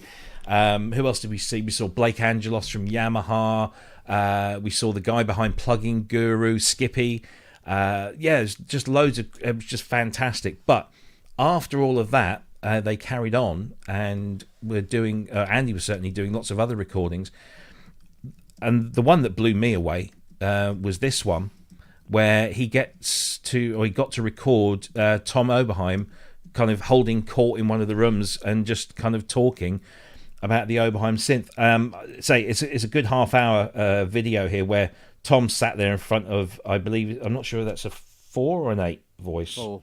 It's a 4, yeah. Marcus is there as well. Dan Goldstein from Cherry Audio was just to the right off camera there. Lots of people asking questions, and Tom just telling lots of stories. So please go and check out the Synth Addict channel. Go and give him a like and a subscribe, and go and watch that video, and leave him some positive feedback, because it really was an enlightening video. Just an absolute legend, talking about his history and telling some great stories. So thank you for doing that, Andy. It really was. And there's some other stuff that he's got on there. And can you tell, lots of carpet in shot as well, because Andy does like his carpet. Yeah, and it was very stable as well. I know. Yes, yeah. Yeah. Sorry, if that is, so you might have if you've been looking at comments on certain YouTube, we got criticised last week for the lack of image stabilization in the live broadcast coming from Synth. So we're here in the UK. How is it? 8,000 miles? No, 6,000 miles away. Something like. There are two guys with mobile phones who have taken the time out of their day to record some amazing footage of things that are going on this show floor, and somebody had the nerve to criticise the image stabilisation. Yeah, well, it was our fault because we didn't switch the PSN satellite to 8K, did we? Oh, that's what it was. Yes, I think that was down to Ben. It was. Yeah, well, I think it was your job, wasn't it? We need more donations. Yeah, I was drunk and It I fell asleep. Yeah, It happens, man. I apologise profusely. We will try better. Yeah.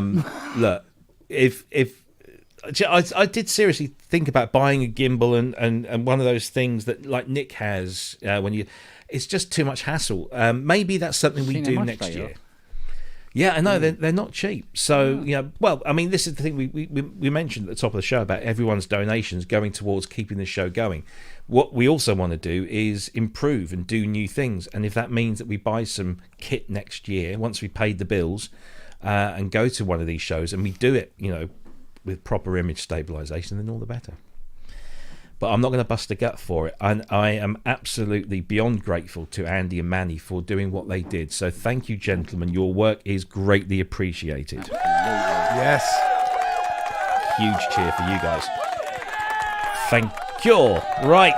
Enough of that. So I think that's kind of all the little bits out of the way. What should we do? Let's see. We've got that, and that. We're going to mention Synthplex again just a little bit later on.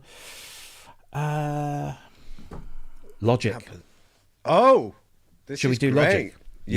Yeah, this is Let's really do this. good. So,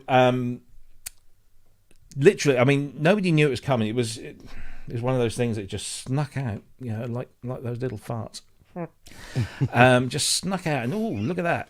And there we were with Apple Logic 10.7.5 now, which is literally, it's not like a point release. It didn't go from 10.6 to 10.7. It just went from 10.7.4 to 10.7. So it's like a point release. Effectively, those are normally reserved for a few little bug fixes, and that's it. Oh no.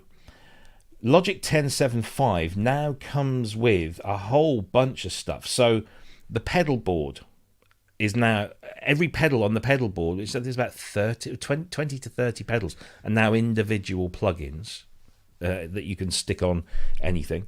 It comes with full Ableton Link support. Now, I don't have Ableton Link, but everyone that tells me that's a really good thing to have. Is it a bit like Rewire that? I think it's a bit more than that. You can collaborate across multiple doors.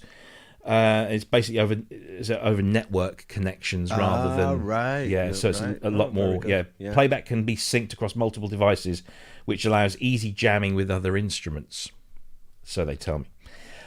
Free tempo recording was added in there. 35 stomp boxes from pedalboard, 2 additional sound packs. There was a new gain tool, which a lot of people are crying out for. So you could adjust the gain of clips within the region window on the left-hand side, but now you can just pull the line up and down on the clip itself, which I know that a lot of other DAWs have been able to do that for a while, but Logic users have been crying out for stuff, and they get it. It also now supports 32-bit float file importing. So if you're working in very high resolution audio, then that's an important thing. But way more than just a few little bug fixes. It's a whole bunch of extra stuff, and of course, it's free. If you're a Logic user, it's free. Nobody's had to pay for an update for over a decade. I think it's ridiculous, or not? It's been a while. Yeah. I mean, what's it? $199, and I didn't realise this until recently. You can actually get a 90-day demo of Logic. You couldn't do that before. I think that's a fairly recent thing. So if when I was looking to go to Logic a couple of years ago, there was no way of testing. You had to buy it. Mm-hmm. Whereas now you can actually get a 90-day trial. I bought it when it first changed over, because I think I had Logic Studio You know, the big box where you got like a few things in it. And not long after I got it, they switched over to this new App Store thing, and this came out.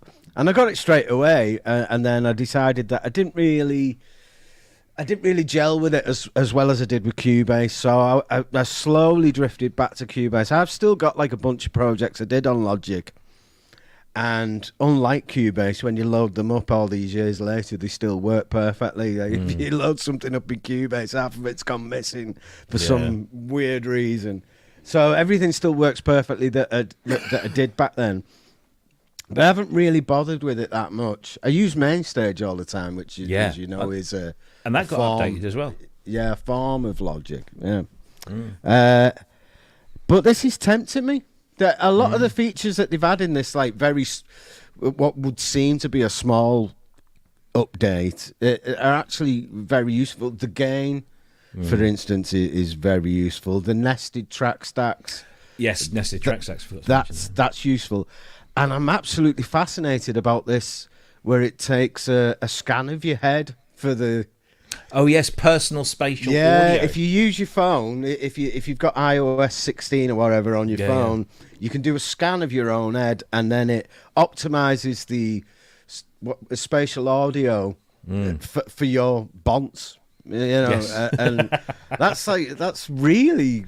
I mean, we're really seeing new uses of technology there, aren't we? That is like the kind of thing that we haven't seen before, and I think that's really, really interesting. I don't know what benefit it is to anybody else. You know, if I've got this, like, if I'm working to these mixes that are perfect for my head, they might sound crap to Kent or something. Well, they probably do. My mixes tend to go down like a bag of crap everywhere, but but I like it. I think it's ingenious, and I'd love to try that side of it. Yeah, I don't know how useful that is going to be, but a great update. Yeah, really. Overall. You don't use it, do you, Kent? Logic? I did use it once when I was doing the controller to make sure it worked in various stores, and it confused the hell out of me. But it's only because it was new to me. But you know what I mean? When you've been with Cubase forever, and you fire up something new, and it's like, oh, where is it? Yeah. No, I was like that, but now... I use it almost exclusively. In fact, I can't remember using anything else for a long while. Although I have been trying to force myself into using Harrison Mixbus 32C a bit more. But that's more, I think, for audio. I mean, it does do plugins and everything, but it's more of an audio focused DAW than say obviously Logic can handle both.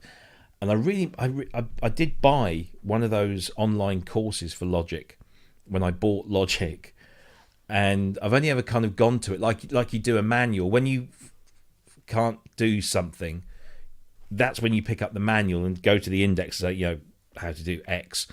And that's what I've been doing with this video thing. So I've never actually done the whole course from beginning to end. I bloody paid for it, and I ought to really. But it's free. I mean, if you bought Logic, 10 years ago, you've been getting updates for free. Now, there is one caveat here. Obviously, Logic, the current version of Logic was only working on Big Sur onwards. This has to be Monterey 12.3 and up. Yeah. So you've got to, although Monterey is, the last version, so you don't, it works fine on Ventura. I've tested it on Ventura on my MacBook. The only thing I found was some of the Roland Cloud instruments. When you've updated Logic, it does a whole plugin scan again, and about 8 to 10 Cloud instruments failed the validation check. Come on, Roland, for God's sake! I know, but I'm terrible. I said this when Ventura came out. I'm horrible. I can't help myself. I have to update. It's just I can't not be at the latest version. Yeah. So I take one for the team. But what happened was it failed to validate them. But if you go into the plugin manager and select them all and tick them to use, they all appear in the list as incompatible or something. So when you go to your audio unit plugins list, don't look in Roland Cloud, look at the incompatible plugins, and they're all listed there, and you select them, and they work absolutely fine. Well, yeah. So, yeah. It might be Apple's fault then, yeah. I think it's got something to do with, there's a versioning thing that some of those instruments have got. So I know Roland Cloud are aware of it, so, you'll get it. But yeah, they do work. But yeah, it's one of those things. When you are an early adopter or first day adopter, you will find. Wasn't there some problems with the Cherry Audio stuff as well? Aren't they slowly updating things to work they with have been. Shure? But I tested them all and they all worked. Oh, did they? Yeah. Right. I mean, when I say I tested them, I loaded them up, I played a few patches, had no problems. There was no massive CPU usage or things didn't crash. Things absolutely went fine, but I'm sure under the hood. But they have actually started releasing updated versions, they're probably not far away. And everyone's doing it. It's just that time of year, isn't it? These first 2 or 3 months, everyone's just playing catch up, and by January, I think most things will be in there. Yeah. So Logic 10.7.5 and also Mainstage and GarageBand or GarageBand if you're in the US. I still can't get used to that. So all of them got an update, and all of them got some extra little bits and some bug fixes in there as well. So the list is extensive. If you want to go to the Apple support site, it's a very long list of things that they've added and fixed. So. Do you know if the main stage is under the same specifications as Logic? Is that going to be from? I imagine there's going to be some code. My live laptop is, I think it's like a 2017. Right. I don't. Well, for one, I don't fancy upgrading it in case things start going wrong. I can't afford that. It's on Big Sur at the minute, and it works. But it's fine. It doesn't go wrong, so I'm a bit reluctant to upgrade it. Yeah. Well, no, I mean, from your point of view, it's part of your toolkit, your working toolkit. You're making, you're earning a living from some of this stuff. So, yeah, absolutely. Me, I mean, I just update my laptop because I've got this. I'm still on Catalina on the desktop, and I'm using 10.6 because you can't upgrade beyond 10.6 if you're on Catalina. So I just stick with it, and it's fine. It does everything I wanted to do. See, they do have a really great upgrade policy with the Apple stuff. It is like, it's been the same with Final Cut as well. You buy into it, and then you don't have to pay for these incremental upgrades. I mean, it gets expensive with the likes of Cubase. You've got it's like a £50 a year subscription in effect, really, isn't it? Yeah. Every year you've got to fork out another 50 quid to stay on top of things. Like Apple don't do that, but they make the hardware obsolete, so you end up having to go out and buy a new machine. So really, this is feeding the hardware side of things, isn't it? Absolutely, yeah. No, yeah, absolutely.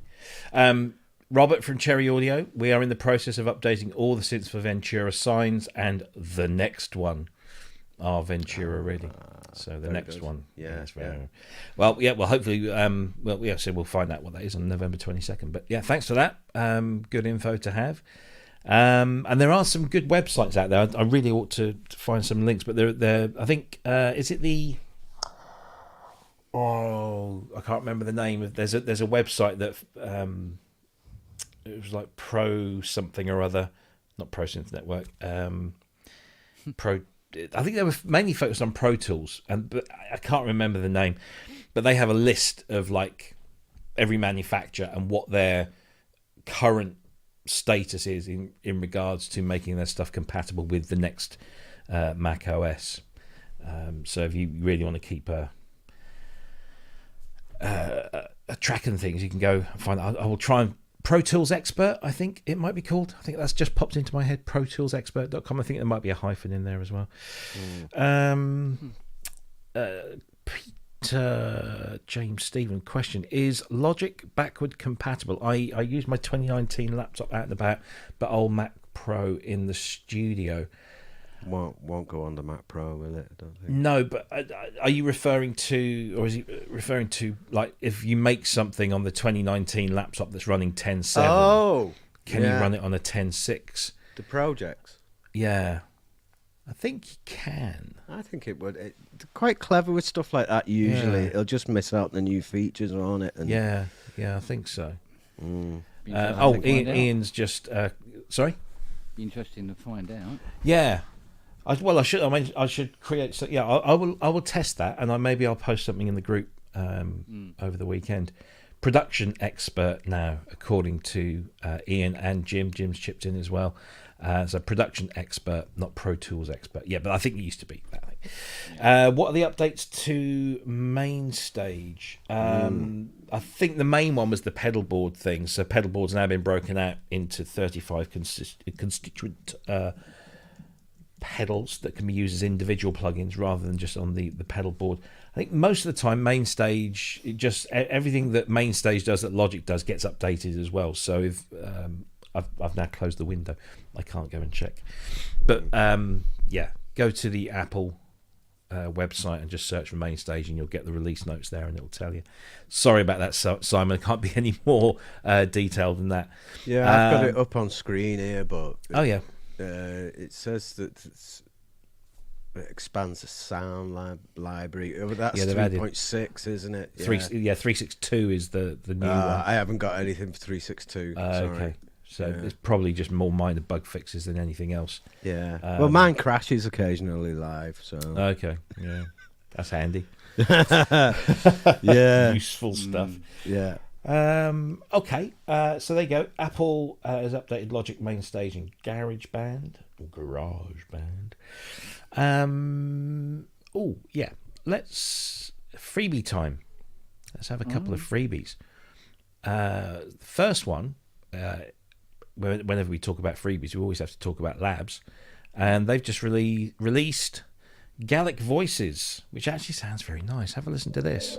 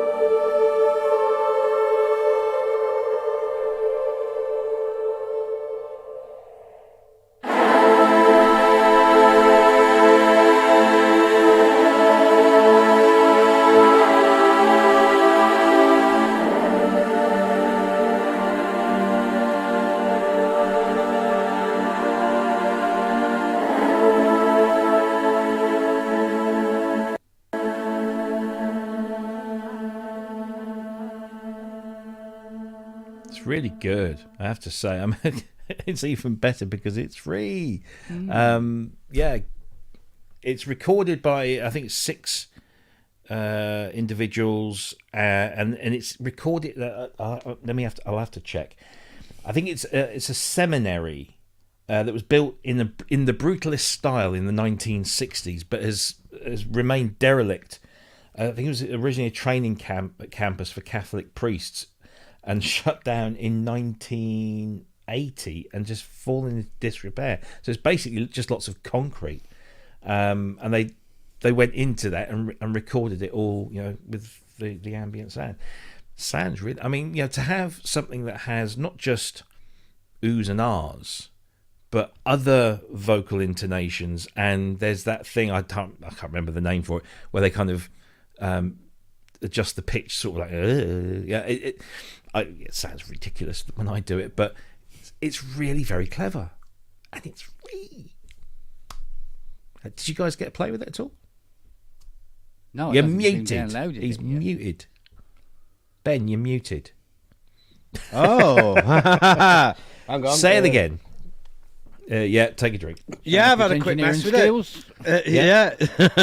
What do you think? Again, it's just the labs collection just keeps getting better and better, doesn't it? And they've not asked us for a penny for any of it. And you could literally, you must be able to make a an album or EP just to these sounds just using now. that stuff, yeah. And it's an unbelievable idea that like we can do this without spending a penny of our money, and hats off to them. You know, it's great.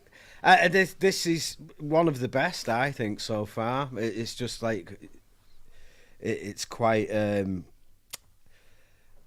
broad palette of options to choose from within it. You know, it's not just like a small selection of samples. It is, you know. Other companies will be charging quite a lot for this. Let's put it that way, and they're not asking us for anything. Yeah. I mean, Kent, you've got a pretty fine collection of choral and vocal stuff. I mean, yeah. And those things are not cheap, and they're large in terms of footprint. Oh, size, some of them are massive. I mean, if they're not coming off SSDs, you're not getting anything done the same week. It's ridiculous. No, this is, you know, this is the, you know, the thing where it has that tagline of sort of like, Jesus, bigger effect ass. Hold him a hole. This is the bee's nuts, this is, you know. Jesus, bigger. And it's got the tone. It's a lovely tone. So, yeah. And it's free again. It's free. Bless the little cottons. I know, it really is. It's remarkable stuff, and we thank them for it. So if you want to get this, all you got to do is just open up your Spitfire Audio app, go to the lab section and click on Not Installed, and it'll be there, and you just install it, and away you go. Let's bring that up on screen. There you go. There's the website, Gaelic Voices. It's like completely free of charge. Demos in there as well. Yeah, fill your boots. Fill your boots. Right. And the other freebie, which is free just for a limited time, was this from our friends across the water in France. UVI have just annoyed about this one. Are you? Yeah. Well, let's subscription, don't it? Well, let's tell people what it is first. So it's Primate Plus, which is their sampled. Oh, I wonder what that could be. 808. And I think Tim Dorney said in the chat, well, what's this got that others haven't? Because I mean, you know, 808 clones are $2 a penny these days, and you know, whether it's Rolling Cloud or whether it's just sample libraries. But this has actually been recorded and processed in, I forget the name of the studio now, but it's a pretty high-end kind of studio. Sterling Sound, yeah. Sterling Sound in New York. And, I mean, I was playing around with this. It is all samples, but the interface is very familiar. And you would normally pay €39 for this. But if you go to the store, click on buy, and then enter the code FREEP8, so FREEP8, then it will discount it by 100%, and you can have this completely free of charge. Comes bundled with a whole ton of preset patterns, but there is an init patch, so you can just click on that and just, you know, play with it as you would a normal 808. You can activate it across 3 devices, has nearly 200 meg of samples, 142 presets, 446 samples. Also comes as part of their Vintage Vault 4 bundle. But if you aren't a subscriber like Ben, or you don't have that bundle, then you can get this completely free of charge. Of course, if you want to subscribe, it's just a mere 24... What was it in UK? It is 24 quid. Yeah. It's 24 quid. So 24 quid, $24, 24 euros. It's gone up. Oh, right, has it? Only because of the value of the pound, I think. Oh, of course. I think it used to be like I was paying 20 quid, now I'm paying 24. But... Okay, yeah. Yeah. So, Ben, you obviously peed off because you've got it anyway. You've got it anyway. Yeah. But have you used this? Yeah. It is an 808, and like the thing with UVI, as always, is the sound quality is the prime objective with this. It's to get the sounds as high quality as you can into the software, and then give people a nice interface to use. And it is one of the, for me anyway, it is one of the best. Probably only rivaled by Roland Cloud's own, really. Yeah. You know. and that's an emulation, isn't it, as opposed to sampling. Yeah. But a lot of the time, I'm quite happy with sampling. I think it's, if the samples are good, then it is the real thing that's in your track. So. Yeah, absolutely. I mean, it comes with, obviously, the layout is slightly different, but everything is there that you would expect. Yeah. But also, it has a full effects section with reverb, delay, and overdrive, and there's a filter on every channel or every instrument, so you can kind of really dig in. There's a nice swing feature in there as well. Yeah, and it's quite good. Yeah, and you can generate. So basically, if you've programmed a pattern, or patterns, you can generate them as MIDI files just by clicking that little gen button in the bottom left hand corner, and then once you've done that the button next to it illuminates, and then you basically drag and drop the MIDI file of the thing you've just programmed into your DAW. So you can be sat there noodling away and think, oh, this is great, I want to stick it in my DAW. You just copy and paste it. So that's pretty useful. Clever.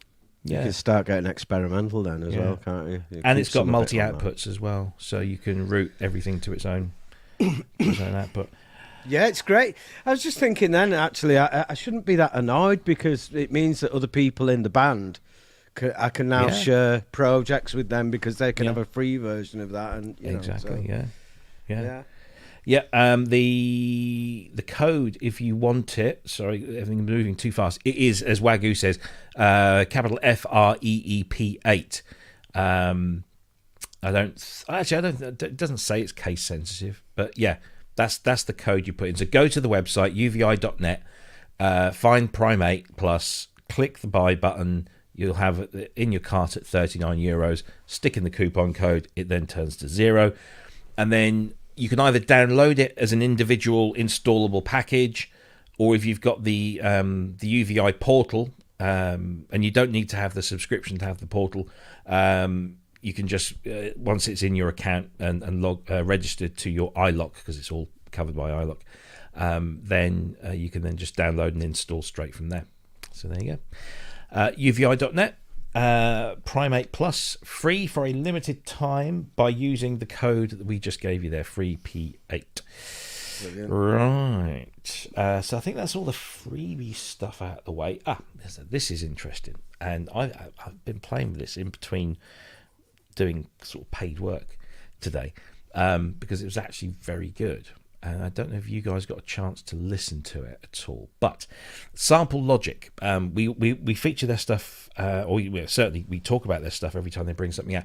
They produce contact library packs, which are predominantly made for score writing, and the kind of instant gratification, minimal effort on your part to come up with sounds. Here's a huge library of stuff. There must be something in there that you'll be able to use. So it's good for rapid idea development, or if you're working on a low budget, you can produce something pretty. It's not easy. It's not just like it's not a toolbox where you can just like pull this and put it in there and it works. You do have to put some effort in. But my goodness, they've been churning out some really, really good stuff just lately, and I am an absolute pad freak. I love pads. It's all I just love playing nice big lush pads, and so their new instrument was, as you can see, right up my alley. It's called Genesis Pads in Motion. That could have been an album title for Genesis back in the day, I'm sure. But yeah, it's their typical sort of interface where you've got two engines running at the same time, and you can have those samples playing in different ways. One of the great things about this was the fact that when you play like one of the samples can just play through and then have a sustained loop, but the other one can be going in different directions, and the playhead can operate at different speeds, so you get a lot of kind of random organic stuff going on, and it's really, really clever. Let's have a listen to it and see what you think.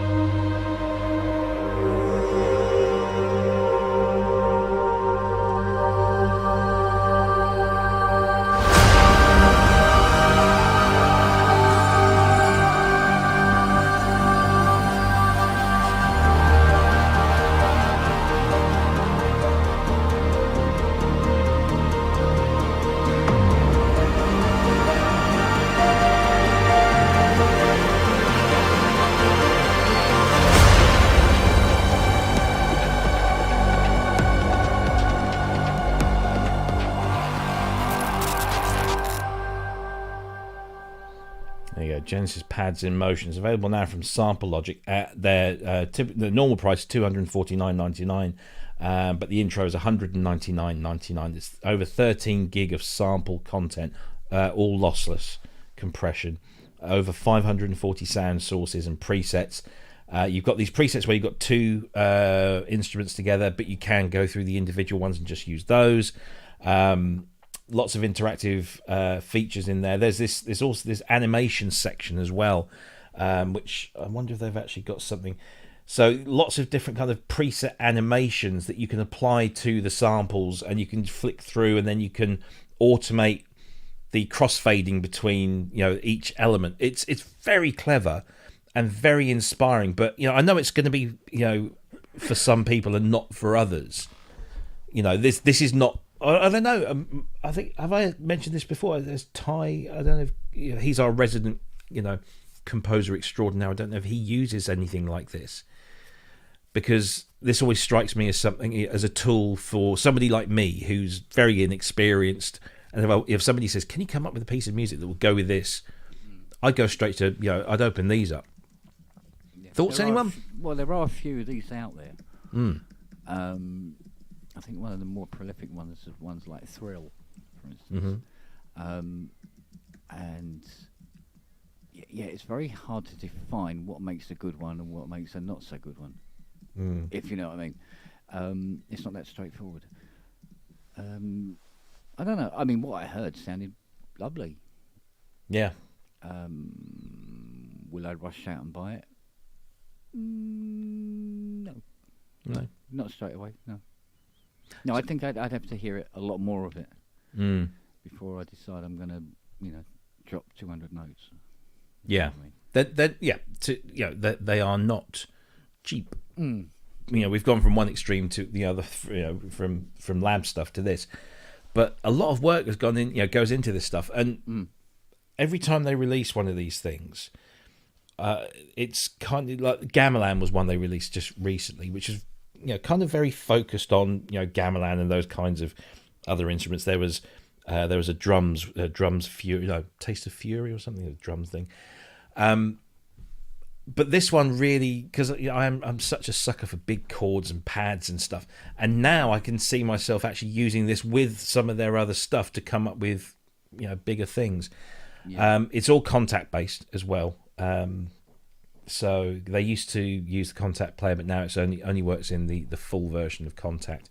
It's Contact 6 and upwards, I believe. There's a couple of instruments already within the Contact environment that, the actual NI environment that does just that. Yeah. Already, that's the thing. Oh, it's definitely a congested market for sure. Yeah. If somebody owns the collection, they're on, Ultimate 14, whatever it is now, they'll probably have to sit down and think twice about whether they want to get it or not.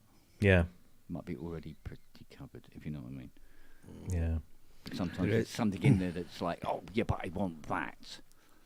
I want that one, Yeah. What one? Yeah. There is a lot of this kind of thing about, it seems. I mean, I've only heard it in that little clip there. I haven't had a chance to play with it or anything, but I've heard all of that before. It's all things that I've heard. There's like nothing new in it at all for me, but I understand that like film composers and that, but this is like the ideal for the phone-in score, isn't it? Just like down and that'll do it. Yeah. I just want to see if I could do this actually. I'm supposed to be able to share an application, but I don't know. Hopefully, you'll hear it as well as see it. I can get a good demo. Application, but here we go. Contact. So there we go. Right. So can you hear this? Yes. Yeah. Yeah. Good. So as you can see, the interface, you've got this A engine and the B engine, and if let me just choose something that's a little bit more soothing. Shall we? Beauty. See, there we go. So you've got these two samples. One here is called Andor's Dream, and the other one's called Angel's Envy. So if I hold down the chord, you'll see the playhead move across on both of those samples. So it's just going through. So it's all very nice, but you can also do this. You see the blending here is automatically. So as I hold the chord down, it's moving between the two. So it's kind of like a vector kind of thing. Yeah. But you've also got this animation here, and so you have these preset animations that you can flick through and get all sorts of.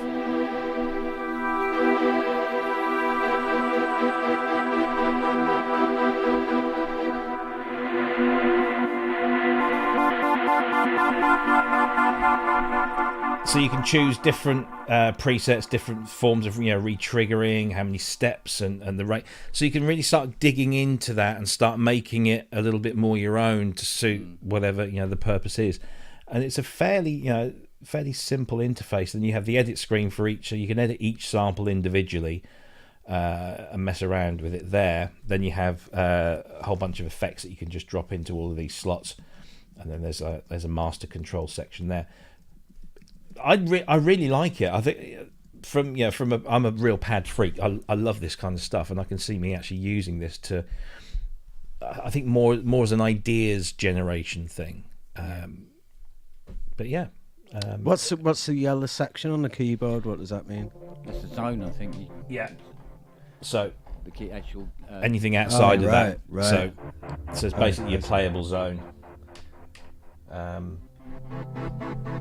But and the thing is, I mean, again, what you're paying for here is this depth. So there's you have this section here, which is your tags. So you can go through and choose something. If you want something that's distorted and edgy or deep low end, you just choose that, and then over here it will then filter the presets. So it's very similar to what we're looking at with Oddity. And then you can favorite stuff as well. But these are instrument patches. Then you have the core presets. So these are all the individual samples. And then you can actually dig into all of the actual individual bits. And so you can really, you're not limited to just what they've told you can have. You can really get in there and make your own stuff as well. So it's a very creative tool. Could you bring your own samples into that? Or... I don't think so. No. So it's just from they've give you a collection. It's like a bit like the Omnisphere kind of thing, isn't it? They've give you a collection of sounds, and you couldn't mix your own voice in with one of the ones you liked. I don't think so, unless you can do something whizzy with Contact and maybe bring in something else and then layer it that way. But within the instrument itself, I think everything is kind of. But yeah, I mean, you've got two cores, as they call them, A and B, which have a whole bunch of stuff, and then you have core presets, and then you have instrument presets that takes the core presets and layers them up. So there's a huge amount of variety you can have in there, and you can get in. I was just trying to find the one that I saw earlier when I was messing around with this. There was let's trying to find it now. Was it in there? Might have been this one. No.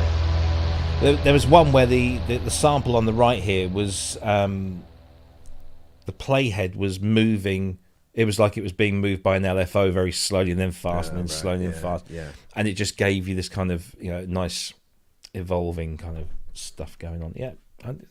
I quite like it actually. I'm quite taken with it. So that is it is Genesis. Pads in Motion. It's available from samplelogic.com. Link will be underneath. It's normally $249.99 is $199.99 launch offer for the next couple of weeks. Go and give it a try. Right. Let's see, what else have we got here?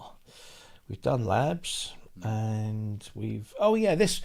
Yeah, now I mentioned this on Kent's show yesterday as a slightly controversial topic because I have a point of view and it's not what everyone else is thinking, I'm afraid, so I do apologise. But one of the things that happened at Synthplex was a guy called Jacob Brashears, I hope I've pronounced that correctly. He's a young lad, I think he's only about 22, about 5 years ago at NAMM, he was there with his instrument called the Relic, and it was supposed to be an OBX clone, and then it all went very quiet and nobody heard from it. And I guess a lot of people just assumed that, you know, it was just evaporated, vaporware as they call it. But at Synthplex 22 he arrived back with a new and improved version, because of course what's happened since he was last at NAMM was, of course, the big part was Oberheim actually coming out with an OBX8, which is an homage and a clone to all of the OBXs. So now he's kind of taken it a step further, and he was at Synthplex 22. I don't know if Andy and Manny wanted to chip in on this. Oh, there you go. He already has. It's a cool boutique synth. Boutique to the tune of something between $6,500 and $8,000 is the proposed price for this thing.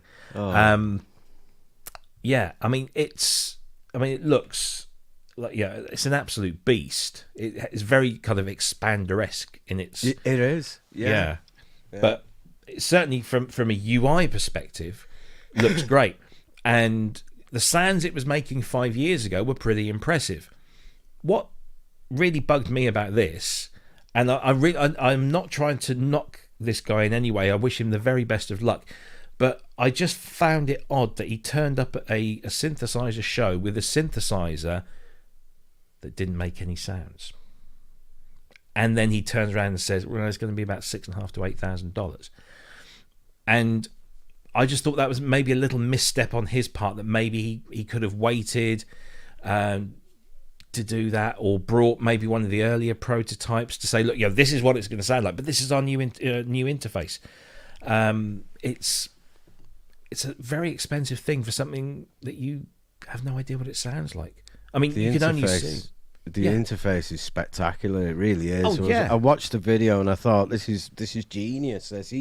He's a little bit annoying. He's a little bit too eager, really. I thought, is this Quentin Tarantino's son?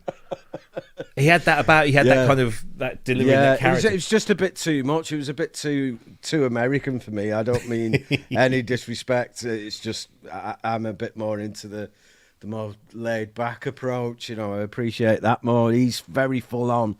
Yeah, but the interface, I suppose he's got a right to be excited about something like that, because it does seem pretty ingenious in a lot of ways. It does borrow things from the Matrix, like you've said, but other things seem quite new. But it's absolutely bizarre that there's. I mean, even if it was monophonic, you know, just anything, doesn't have to have all 8 voices working. I'm a bit disappointed with the price as well. I understand making something like this is going to be really expensive, but I was like, oh yeah, if this sounds the part, I'd love something like that, but not at $6,500. I'll never have one at that price, I'm afraid. Look, I mean, he's got a bucket load of energy, a bucket load of passion, and he clearly knows his stuff. So, you know, not taking anything away from the guy on what he's doing. I wish him the very best of luck. And I can't wait to hear. I can't wait to be, you know, not proved wrong, because I'm not doubting it for a second. I just felt it was a little odd that you turn up to a synthesizer show with a synthesizer that doesn't make a sound. And you know, if I was there, I'd be like, "Oh, this looks amazing. What does it sound like?" "Oh, it doesn't make any sounds." And I'd be like, "Okay, I'm going to go over there and listen to things that do make sense." Ken, you exist in the realm of coming up with, you know, some amazing ideas and trying to tried to realize them, some more successful than others in the past. What are your thoughts on this guy and what he's doing with this? I think I can see why he's done it. By turning up, regardless of the fact it doesn't make any sound, obviously it wasn't ready to make any sound, but by being there, people are talking about it again. Exactly, yeah. It's not forgotten. So Very this true. was basically an exercise in trying to keep the idea alive. The price, I'm almost certain that what he's done is he based unit prices on what it would cost for him to build them at home. Right, this isn't something that's going across to China to be done in you know, 1,000 boards printed off, kind of thing. So, so I wouldn't take too much notice of the cost because it would depend. I mean, if a manufacturer goes, this is pretty good, you know, once you've got it all working, this is pretty sweet. Yeah. We could make this for you under license in our Chinese factory, blah, blah, blah, blah, blah, our distribution system, and have the thing on the shelf for 28. Yeah. Don't know. Yeah. So I can see why he went, but I must admit, he got, you know, serious cojones, you know? Yeah, yeah. He's gone to a show with with a synth that doesn't make any noise. And like I say, I reiterate that I can see why he did it, but you got to be brave to do that, and he's done it. And like I said, it's worked because people are talking about it. Exactly. Yeah. So, no. Credit to him. I mean, it does. Anything that's got, you know, big knobs you can really get hold of. Big chunky buttons. Here we go. Yeah. But I mean, look, it's a great interface. It's certainly a very interesting interface. It's obviously brought up stock in IBM at some point from the 70s. Yeah. Those big click buttons. He said in the video, I remember him saying that, like, the faceplate, the front plate of this thing, had come out of the anodizing machine at 2:48 a.m. the previous morning or something. It was a real kind of rush job to get it there. So credit to him for getting it done and getting it there. It would have just been nice to have been able to have some kind of idea what this sounds like, and maybe if he'd have brought the original prototype, which was making sounds 5 years ago and was impressing lots of people, then you could say, look, you know, this is what we did 5 years ago, and these are the sounds that we're getting out of it. We've now revamped it, and, you know, here's the new interface, and it's going to have some extra things, but at least you have something to listen to, and isn't that kind of the point of a synthesizer? But no, look, best of luck to him, and I can't wait to be able to come up in here and eat humble pie and say, look, he did it, and it sounds amazing, and I'll shut up.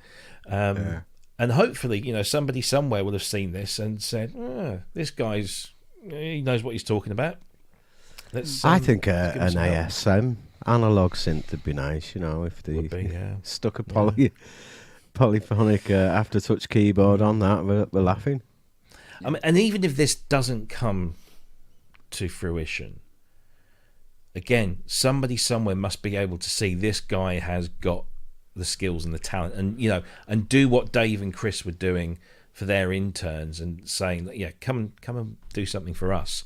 And he might not ever make this into a production thing, you know, maybe some prototypes will get sold off at stupid amounts of money to help him out, but he might be able to then take those skills and put them into a company where they do have the ability to scale and therefore get all the components at, you know, a lower cost because you buy more. Obviously, yeah, he's one guy building this thing.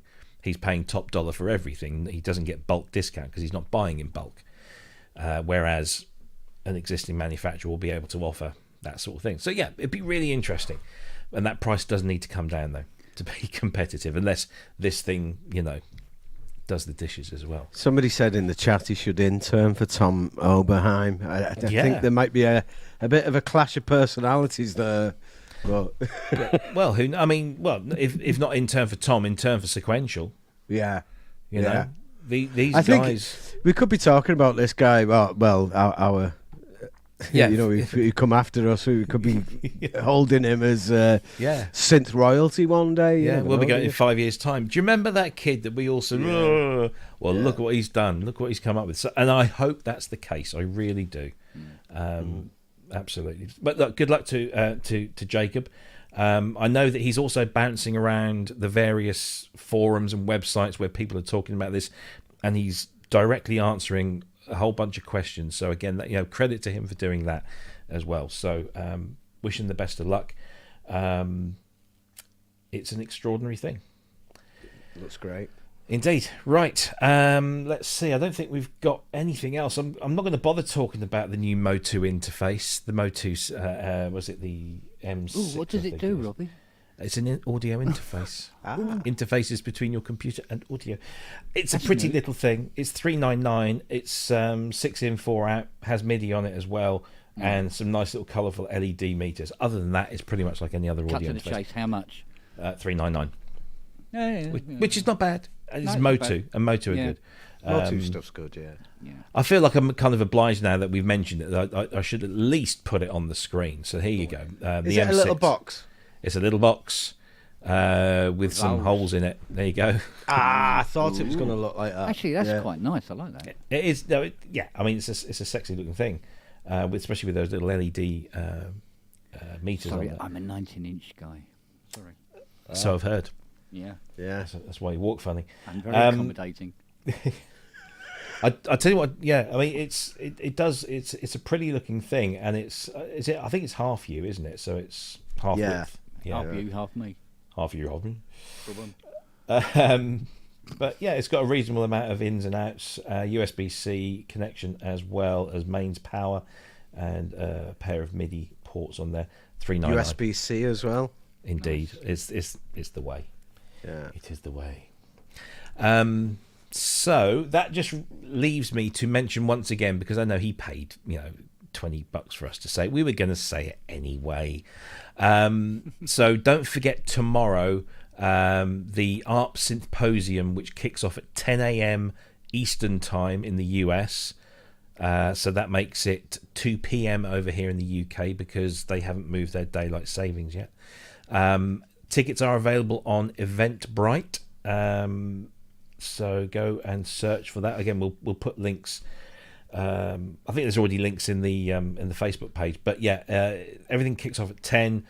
Loads of great speakers. There's 3 panels. You can see the people that are on there. You've got the likes of Mark Vail, David Friend, Chris and Dave from GForce, Ian Stair, Alison Cassidy, Drew Schlesinger, Rupert Greenall, Billy Curry, Greg Fillinganes, Michael Stein and Carl Dixon, who do the Stranger Things, and then of course the final performance is Lisa Belladonna, and it goes on for 4 hours, and tickets start at $10 right through to the kind of VIP package at $200, where you get a whole bunch of extra stuff thrown in. So, and all of this is to help fund the Alan R. Perlman Foundation, which is run by the lovely Dina Perlman. So please do go and check that out if you're not doing anything else tomorrow afternoon. Of course, Ramsey's on, but you can time shift these days. That's what the kids say. I was going to play this because it's an Alex Ball tune. They've got a little promo video, so let's play this because it is a funky little thing. That's what Alex is, a little funky little thing. Let's do this. Bring it in.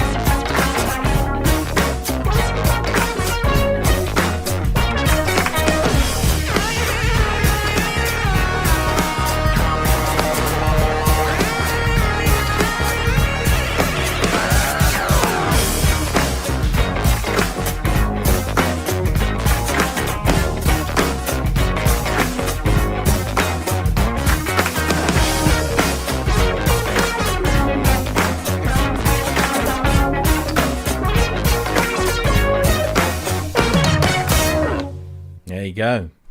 Can't beat a bit of Alex Ball, as they say. Go and watch that tomorrow between 10 and 2. Buy your ticket, and you'll have a lot of fun there, I am sure. Don't forget, of course, Ramsey's on tomorrow, and the main show starts at 1 p.m. UK time, not the pre-show. He's not doing the pre-show now because we've shifted back to Greenwich Mean Time, And in Perth, apparently they don't do daylight savings. Clever people.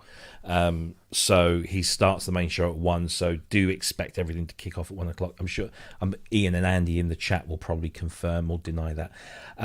So yeah, Ramsey tomorrow afternoon, but ARP Symposium throughout the 4 hours of the afternoon, so 2 till 6 here in the UK. Sunday, you've got Dom, you've got Jamie, you've got Nick on Wednesdays. So yeah, lots of stuff to do. What are you guys doing over the next week or so? Anything? Got any good gigs coming up or anything? I've got a gig in Leek at the Winking Man tomorrow. Leek Winking Man. Yeah, the Winking Man. It sounds like a little pub, and it does look like a little pub, but they have a big building on the back of it, and TARDIS-esque. It's quite a cool venue, really. So we'll be playing there tomorrow. So it's the Winking Man in Leek. Where is Leek? I don't know. You just get in the van and you go where they take you, don't they? Yeah, I haven't got a clue. Yeah. It's up north somewhere. Yeah. It's up north. Middle at countryside. No. Good stuff. Kent, you got anything interesting? I mean, you've said you've had a lot of drum machines, but anything else that's going to get your next week? attention? I will be having another GS1 coming in. Oh, gee, you were saying, yeah. This is this 3 now, isn't it? That you'll have. Yeah. Isn't that all of them? Well, that's what I still said. Yeah. They sold 3. I know. Bonkers. So the third one comes in, which I have to fit MIDI to. That's going to be fun. What else? And all these drum machines. I've got to get all these drum machines that we need, basically. Etc. Yeah.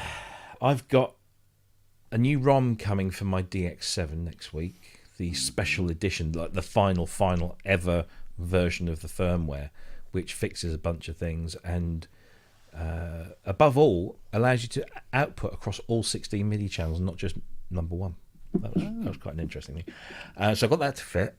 And then on Monday, fingers crossed, please everybody cross your fingers and do whatever you do. Touch wood, touch somebody else's wood. Whatever you do, pray for me that UPS deliver a couple of boxes from France on Monday, and one of them will contain a mini freak.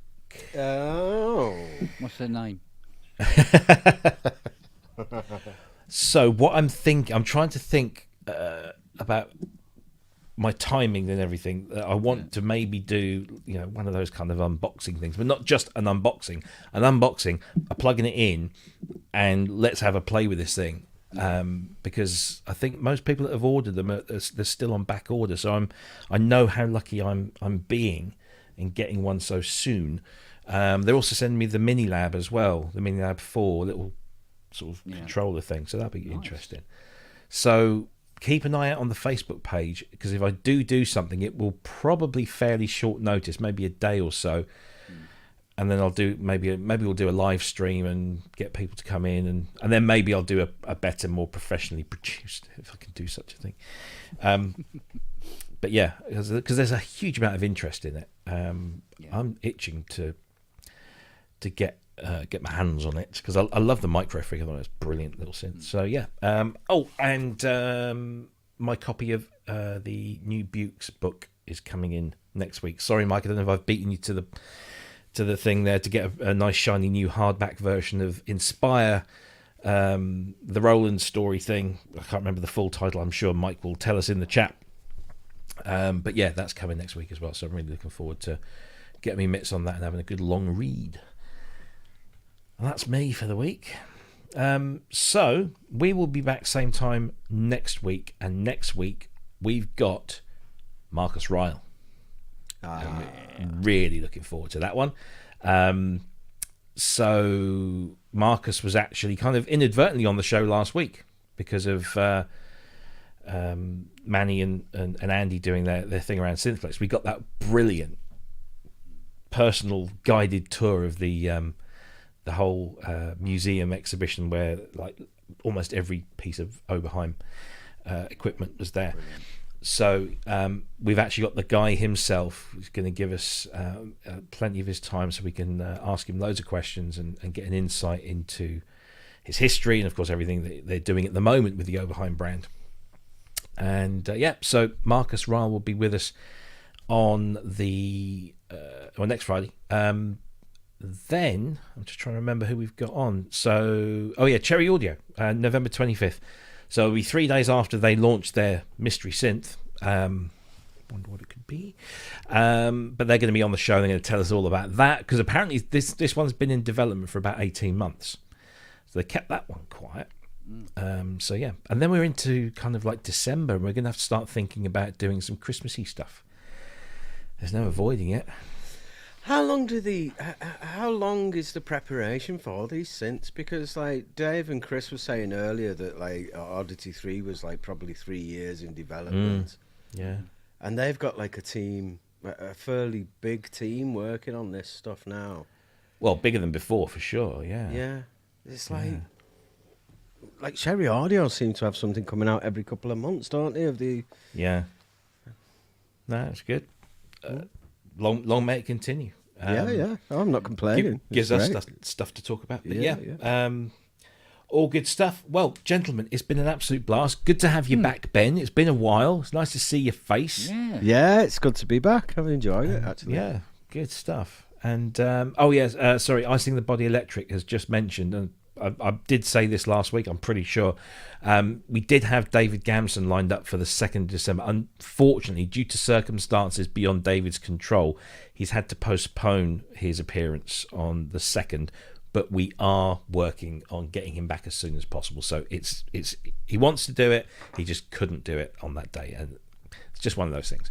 So apologies for that, but I'm sure we'll get somebody else in, or if not, it'll just be us three. Hope you feel better soon, Ken.